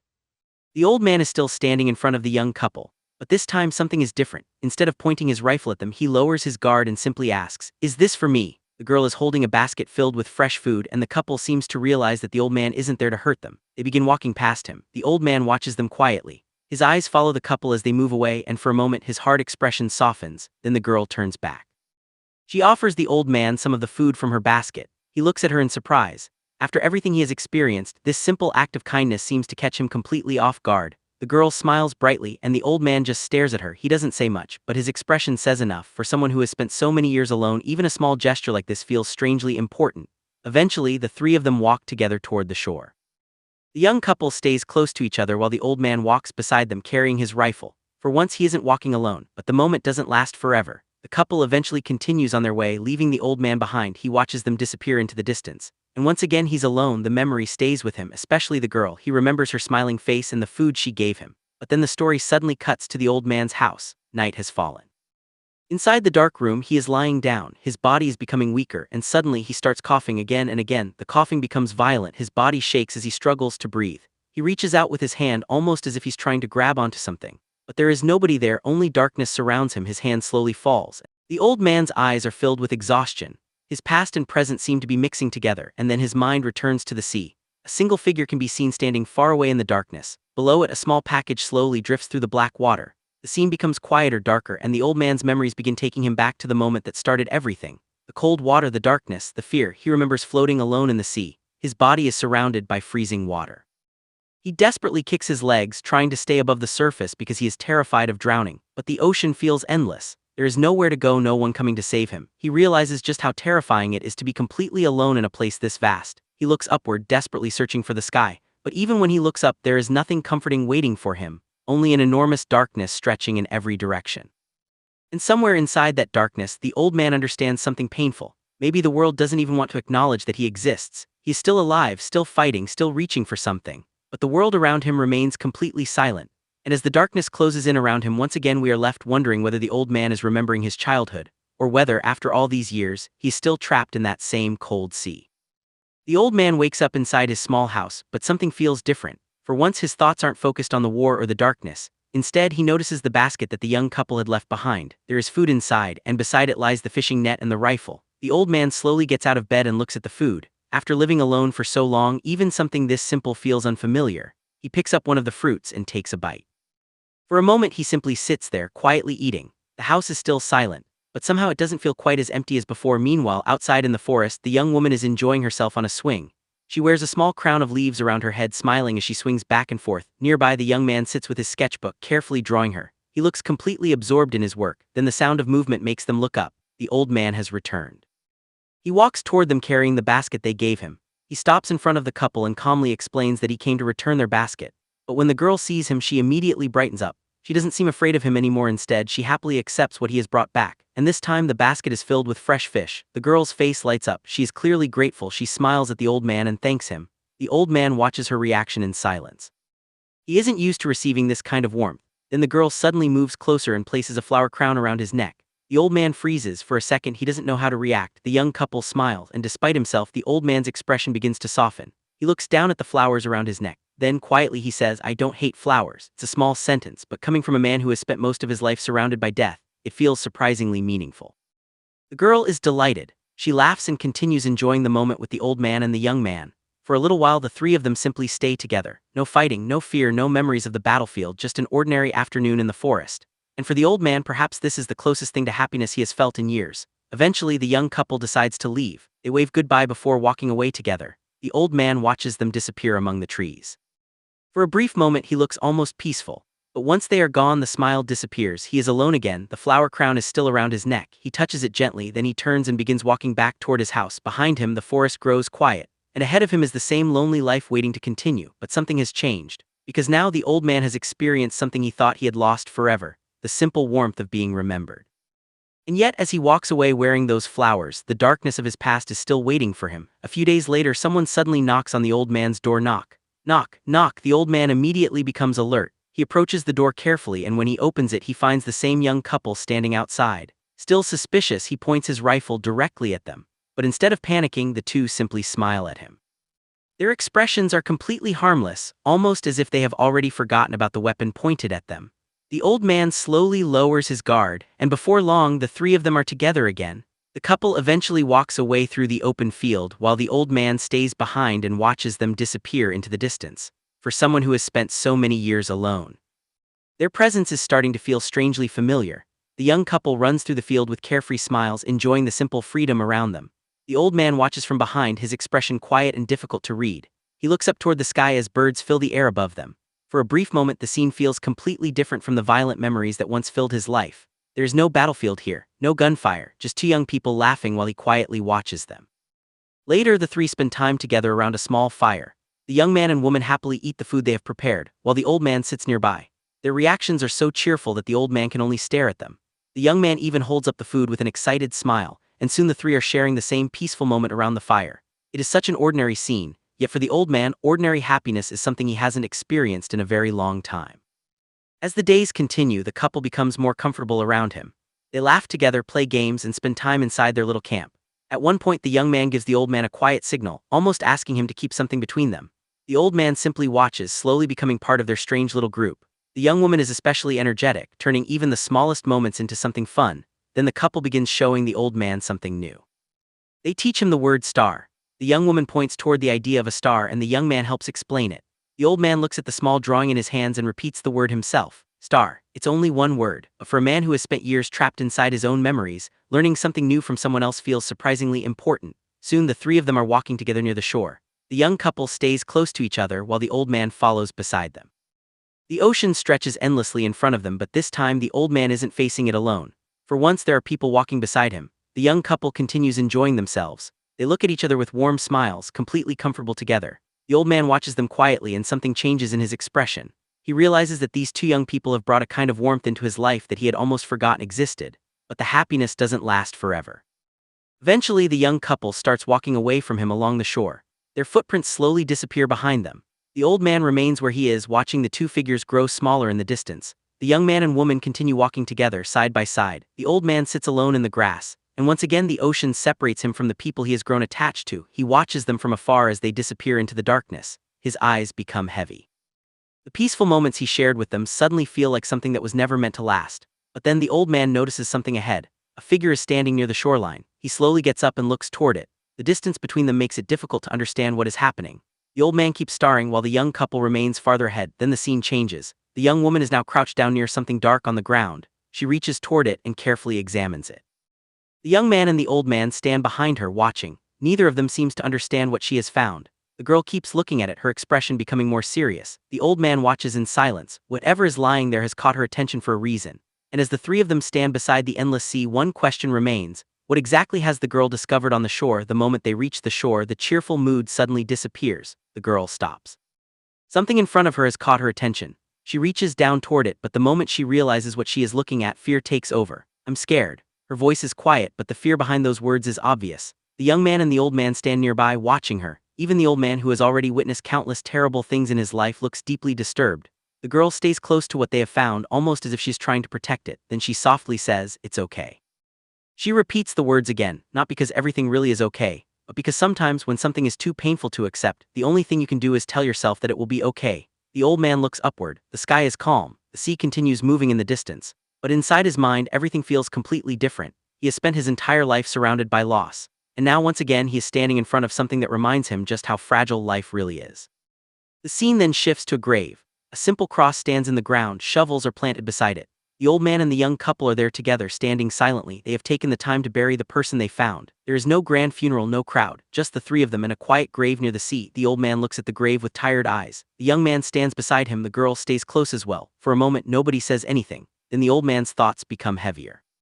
After everything he has survived, after all the people he has lost, he begins to wonder what any of it was for. He looks toward the endless horizon, and deep inside one painful realization remains: everything is futile. And beneath that thought is something even more difficult to admit. He is afraid, not afraid of the sea, not afraid of the darkness, but afraid of losing the few people who have finally brought warmth back into his life. The three of them remain together beside the shore.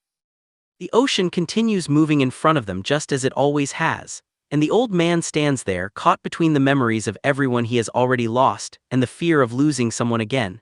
Because after surviving for so many years, he has finally found something worth caring about, and that may be exactly what makes the next goodbye hurt the most.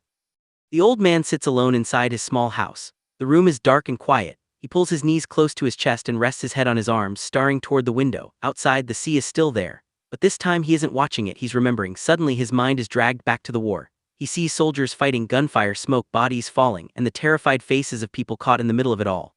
The memories come rushing back like a nightmare he never managed to escape. He remembers how violence could turn ordinary people into enemies within seconds, how children could grow up surrounded by fear, and how quickly a human life could disappear. One memory stands out more than the others. He remembers seeing children on opposite sides holding weapons and pointing them at each other. They were barely old enough to understand what war even meant, yet somehow they had already been taught how to kill. The old man closes his eyes, then a question appears in his mind. Does life even have a meaning? The thought hangs over him as the scene changes back to the ocean. The waves rise and then fall again and again. No matter what happens to the people standing beside it, the sea simply continues. People scream, people fight, people disappear, and still the waves keep moving. The old man looks at the darkness and remembers something from his younger days. Back then he believed things could be different. He believed that people could keep moving forward. That no matter how terrible life became, there would always be another day, another place to go, another chance to start again. He even believed they could keep going forever. Then the image of Earth appears, a small, round world floating in the darkness. The young man explains that the Earth is round, and because of that, no matter how far someone travels, they eventually reach somewhere they've already passed. For the old man, that idea carries a much deeper meaning. He once believed they could move forward forever. But now he understands the truth. There is no endless road. No matter how far you run, eventually everything comes to an end. He looks toward the young couple beside him. They sit together peacefully, unaware of how heavy his thoughts have become. The girl closes her eyes, the young man remains beside her, and the old man watches them silently. For a brief moment he can almost believe that the three of them might remain together forever, but deep down he knows better, because everything has an end, even happiness.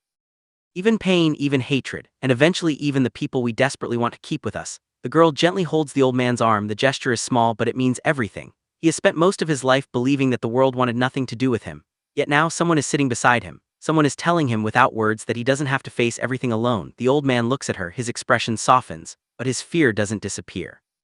He finally admits what has been buried inside him for years. I'm scared. He's scared to keep living, and he's scared of dying, because living means eventually losing the people he cares about, but dying means leaving them behind. There is no choice without pain. The sea continues moving in the distance. The three of them remain together in silence. And for the first time, the old man's greatest fear isn't being alone, it's finally having someone to lose. And even though they know that day will eventually come, the young couple refuses to let that fear control them. The young man looks ahead and admits that the road will not become easier. In fact, from this point on, they may face even greater suffering. There will be pain, there will be moments when they question everything. And someday there will be a moment when they have no choice but to part. Just thinking about that possibility is enough to scare them. But despite knowing how fragile life is, they still choose to believe in something. They choose to believe in the love they share. The old man listens quietly. He doesn't interrupt, because deep down he understands exactly what they're saying. He has spent his entire life watching people disappear, yet these two are still willing to believe that their time together means something. The scene then shifts back to the old man's lonely home. The door closes behind him, and once again he is alone. The warmth of the others is gone. Only darkness remains. He walks inside slowly, carrying all those memories with him. The room is silent, and suddenly the past begins flooding back into his mind. The war, the soldiers, the gunfire, the bloodshed, the terrified faces of people caught in the middle of violence. He remembers lying helplessly on the ground, surrounded by death. His body trembles, and eventually the old man collapses onto the floor. He curls himself up, just like someone trying to protect himself from a nightmare. His breathing becomes heavy, his hands shake, and all he can do is whisper the truth he has been carrying for so many years. He's afraid not just of dying, but of what comes after, because maybe in the end everything simply disappears. The story then asks a terrifying question: does life even have a meaning? The ocean rises and falls, people scream, people suffer, and yet the world keeps moving as if none of it ever happened. The old man's thoughts become darker. He begins looking at human existence in the simplest and coldest way possible. A person is nothing more than a body, a mass of flesh, protein, and fat. And yet somehow inside that fragile body are memories, emotions, dreams, love, an entire sense of self, the thing we call a human being. But what happens when the body stops? Like a computer that has been switched off, everything suddenly becomes silent. The body remains, but the person is gone, and that's not even the end. Because after death, even the memories eventually begin to disappear. The people who knew you grow old, they die, the stories they remembered are forgotten, and slowly, the person you once were fades away into nothing. The old man stares into the darkness. After everything he has survived, this may be the most frightening realization of all. You can survive a war, you can survive loneliness. You can survive losing almost everyone around you, but you cannot escape time. Eventually it takes everything: your strength, your memories, the people you love, and finally you. The old man lowers his eyes. For a moment the entire world seems completely silent, and somewhere beyond the darkness the ocean continues to move, wave after wave, as if nothing has changed, as if nothing ever happened. But the old man knows better now, because every person who ever stood beside that sea was only there for a moment, and sooner or later every single one of them would disappear. The scene becomes quiet once again. The old man's exhausted face fills the panel, his eyes heavy as he lies there in the darkness. For a moment, everything around him feels completely still. Then the story shifts to the fireplace. The room is dark, and in the center of it is a picture of the old man surrounded by flowers. The image feels almost like a memory, as if the story is asking us to look back at the life he has lived. And then the darkness fades into the sound of the ocean. The waves continue moving endlessly across the shore. No matter what happens to the people standing beside it, the sea simply keeps going. Meanwhile, the young couple is walking together along the beach. The girl holds onto the man's hand, and after a moment she turns toward him. She asks him a simple question: "You happy?" The man looks at her and smiles. "Yes, I'm happy." His answer is simple, but behind that smile is a lot of thought, because he admits that at first he was deeply worried. He didn't want their future child to experience the same hardships that they had already gone through. He wondered whether he would actually be able to give their child a happy life. After everything they've seen, he knows that this world cannot guarantee anything, not safety, not happiness, and not even hope. Their child will probably experience sadness, they'll cry, they'll get angry, and at some point they may even resent their parents. But despite knowing all of that, he still doesn't regret the life they are choosing, because then he remembers the moment he first felt the life growing inside her. He struggles to explain what that moment felt like. It was as if an enormous warm light suddenly filled the entire world. For the first time, everything around him felt positive, everything felt complete. And what he felt wasn't fear, it was love, an overwhelming amount of love and affection. The girl listens quietly, then she gives him a small smile. Yes, that moment neither of them needs to say anything else. They both understand what that feeling means. The world may be full of suffering, people may lose each other, and nothing can truly last forever. But that doesn't mean the moments they share are meaningless. The two of them continue standing together, looking toward the endless ocean. And somewhere behind them, the old man's story remains like a distant shadow watching over the choices they have made. Because the biggest question isn't whether life will eventually end, they already know it will. The real question is, if everything eventually disappears, can love still give life a meaning? As the story moves forward, we are shown a world where pain and fear seem to be everywhere. The boy and the girl stand together, holding each other's hands. And then, as if the story is speaking directly to us, it says that anyone looking at this tragic world would probably shed tears for them. Maybe they would even pray for them. But for these two, there is only one thing that truly matters, having each other by their side. The boy gently tells her, "I love you." Suddenly, a bright light appears behind them. Both of them turn toward it in shock, but just as quickly as it appears, the story falls back into darkness. In this dark sea, meanwhile, the old man is still alive. He is sitting inside the room, staring ahead with a tired and worried expression. Then his attention shifts toward the girl. Something is wrong. She suddenly bends down, overwhelmed by pain. The old man looks at her with concern, and quietly he says, "Yes." But what happens next is even more heartbreaking. The old man is standing alone near the sea. Not far away, the girl is on the ground, crying uncontrollably. She keeps crying while the old man simply watches her, because there are some painful truths that no one can escape. No matter how hard a person tries to change their fate, some things are simply beyond their control. Pain comes, people cry, and sometimes all a person can do is endure it. The camera slowly moves toward the old man's face. His eyes are exhausted, but he is still standing. He is still watching, and once again the story returns to the endless sea. The waves continue to rise and fall as if human suffering itself is nothing more than a wave, rising for a moment before disappearing into the darkness. But then the old man raises his eyes, and the story reminds us of something important. This story is not over yet, because the old man is still alive, and there is still much more waiting ahead. The moment everything seems to go wrong, a painful thought flashes through his mind. "Never," remembers the child's innocent smile, and the memory makes the situation even harder to accept. He simply cannot accept losing someone he cares about, but there is no time to stand still. Nearby, the girl is still outside the water, standing on the shore. She watches the ocean in panic, desperately looking toward her husband. Then suddenly a powerful wave crashes into him. He loses his balance, and before he can recover, the waves pull him into the water. He doesn't jump in willingly. The ocean drags him under. The girl watches in horror as her husband disappears beneath the waves. She cries out for him, completely helpless from the shore. Meanwhile, the old man sees what is happening. He immediately starts running toward the ocean. He doesn't hesitate. He knows the man is in danger and he has to do something. The waves keep crashing against the shore as the old man rushes forward. Then he enters the water, fighting against the powerful current to reach the man.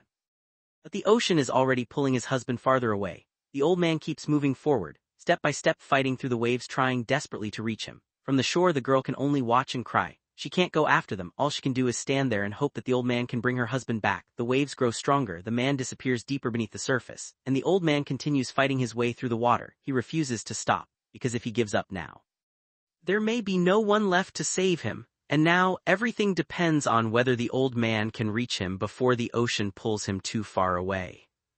The scene grows darker as the old man struggles through an overwhelming void, disoriented and lost. Ahead of him, a hand reaches out from the darkness. Then another hand appears slowly, almost hesitantly, stretching toward him. He tries to make sense of what he's seeing, but everything around him remains hazy, undefined, refusing to take shape. Suddenly, his eyes widen in shock.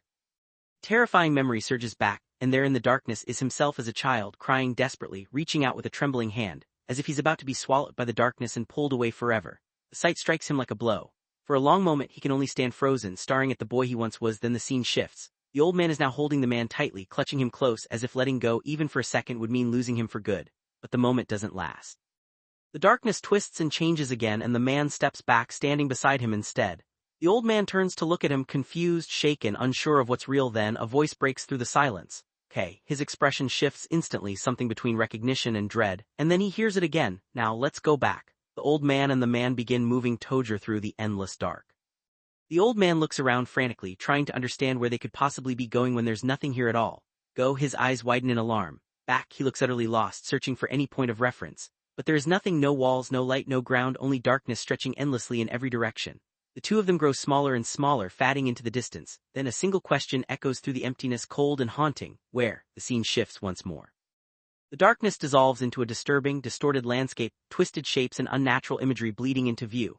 The old man searches desperately for something familiar, but nothing here makes sense. Then, standing motionless in the middle of this nightmarish place, the boy, his own younger self, appears again. A voice, quiet and unsettling, asks, "Where must we go?" The old man has no answer. He can only stand there, staring into the abyss, searching for words that never come. And when the scene finally cuts back to reality, he's standing alone beneath the night sky, exhausted, hollow, and completely lost. The darkness grows strangely quiet. Above the empty landscape, the moon hangs in the distance, while the old man remains trapped in a world that feels completely unfamiliar. Everything around him seems lifeless. Then suddenly something moves. A strange creature appears in the darkness. Its eye opens wide as if it has sensed something approaching. The old man looks toward it, confused and frightened, and then a thought echoes through the silence. You must believe in. The scene grows darker still. A disturbing red shape twists through the darkness, while a pale figure appears far away, surrounded by an unnatural glow. The old man doesn't understand what he's seeing. But before he can react, everything changes again. A bright light appears. He reaches toward it instinctively, as if that light is the only thing keeping him from being swallowed by the darkness. His eyes stay fixed on it. Then the light grows stronger, until it completely fills his vision. For a moment there's nothing but white. And then splash! The old man and the husband suddenly find themselves in the water. The man struggles beside him while the old man looks ahead in complete shock. Neither of them knows where they have ended up. But then something catches their attention. Far beyond them, above the horizon, a brilliant light begins to rise. The old man's eyes widen. The darkness is finally breaking. A new day is appearing before them. And as he stares at that glowing horizon, the final word becomes clear: love. The old man looks completely overwhelmed, as if after everything they have been through, he has finally reached the answer he was desperately searching for. But the question remains, was this really the end of their journey, or was the light only the beginning of something much bigger? The scene suddenly becomes peaceful. The darkness is gone, replaced by bright sky, soft clouds, and the sound of the waves. A small hand reaches through the tall grass, and moments later we see a little girl sitting quietly, looking around with innocent curiosity. She notices something nearby and reaches toward it. A tiny creature appears in front of her. Her eyes light up with excitement. She carefully picks it up and happily says, "Wow." For her, this is just another beautiful moment by the sea. Then she notices someone approaching. Grandpa. The old man looks down at her. For the first time in a long while, his tired face carries a gentle smile. The two of them begin walking along the beach together. The little girl keeps looking around, fascinated by everything she sees. Then she suddenly looks up at the sky. "Why is the sky blue, Grandpa?" The old man gives her a playful answer. "That's because the sun likes wearing blue clothes." Girl immediately thinks about it and asks another question. Then the sun changes into red pajamas before going to bed. The old man laughs. "You're right, you have a good eye." The two continue walking beside the ocean, but the girl's curiosity doesn't stop there. Why does the wave keep coming and going? The old man looks toward the sea and gives her another imaginative explanation. "It's approaching you, my princess, to see you up close, but then it runs away because it's too embarrassed." The little girl smiles. The wave is very shy, huh? True. For a moment everything feels completely ordinary. Just a grandfather and his granddaughter walking along the beach, talking about the simplest things in the world. But then the girl remembers something her father told her. "Grandpa, Daddy said the earth spins round and round. Is that true?" "Yes, of course." She looks around in confusion. "But it's not spinning right now." The old man calmly explains that the earth keeps spinning all by itself. Then he suddenly stretches out his arms. "Do you want to spin with the earth?" The little girl happily agrees, and the next moment, the two start spinning around on the beach. The girl's eyes become dizzy and she loses her balance. Plop, she falls onto the ground. The old man stumbles too. For a second both of them are completely dizzy. Then the girl looks up with a huge smile. "Grandpa, it's really spinning." The old man smiles back. "See, what did I tell you?" The girl laughs. "So dizzy." The old man can only laugh at the situation. But after that little moment of chaos, the two get back on their feet and continue walking along the shore. The girl happily hums to herself while the old man watches her with a quiet, peaceful expression. They keep walking farther and farther along the beach with the waves beside them and the endless sky stretching ahead. For now there is no fear, no darkness, no confusion, just a grandfather and his granddaughter enjoying a simple day together. And as they continue toward the distant horizon, their small figures slowly disappear into the vastness of the beach. The little girl suddenly notices something lying on the beach. Her eyes widen as she looks ahead. It's a huge whale resting near the shore. The old man looks at it too, and for a moment neither of them says anything. The girl slowly walks closer and places her hand against the whale's massive body. She looks up at her grandpa with concern. "Grandpa, will the whale die?" The old man looks at the whale carefully, then he answers honestly. "Yes, I don't think there's anything we can do." Girl's expression immediately becomes sad. She looks back at the whale and asks, "Does it have to die?" The old man stays quiet for a moment, then he gives her a simple answer. "Give it a hug," gently tells her to hold the whale and say that it's time for it to rest. The girl accepts what her grandpa says. She stays beside the whale while the old man watches her quietly. Then another thought comes to him. He remembers everything life has taken away from him. But life also gave him many things along the way. It taught him about sorrow and it taught him about happiness. As he watches his granddaughter, those memories seem to come together. The girl then asks, "Really, we'll get to see it someday?" The old man looks at her and smiles. "Yes, of course, we'll get to see it again." He says it with confidence, trying to reassure her. And for a moment the beach becomes completely peaceful again. The two of them stand together beside the enormous whale, looking out toward the sea. Then the scene shifts back home. We're home, the family is reunited. The girl excitedly tells them about her day with Grandpa while the adults talk together. The old man watches them with a quiet smile. He looks tired but happy. Later, the little girl notices that Grandpa is sleeping again. She looks at him and quietly says, "Ah, Grandpa is sleeping again." The room becomes silent, and as the old man rests in his chair, the narration reflects on his life. Life had taken away a lot from him, but it had also taught him a lot. He had experienced both pain and happiness, and now those memories had become part of who he was. Then someone gently brings a blanket. This blanket over him. The old man continues sleeping peacefully, but suddenly bang, he wakes up in surprise. The little girl and the others react in shock, and then the tension immediately breaks into laughter. The family laughs together. The old man smiles. For a brief moment, everything feels warm and normal, and that's what makes these ordinary moments so important. The little girl sits on the beach, laughing happily. For the first time in a while, the old man simply watches her smile. He looks tired, but there is a gentle expression on his face. When he thinks about everything that happened in his life, he knows one thing for certain.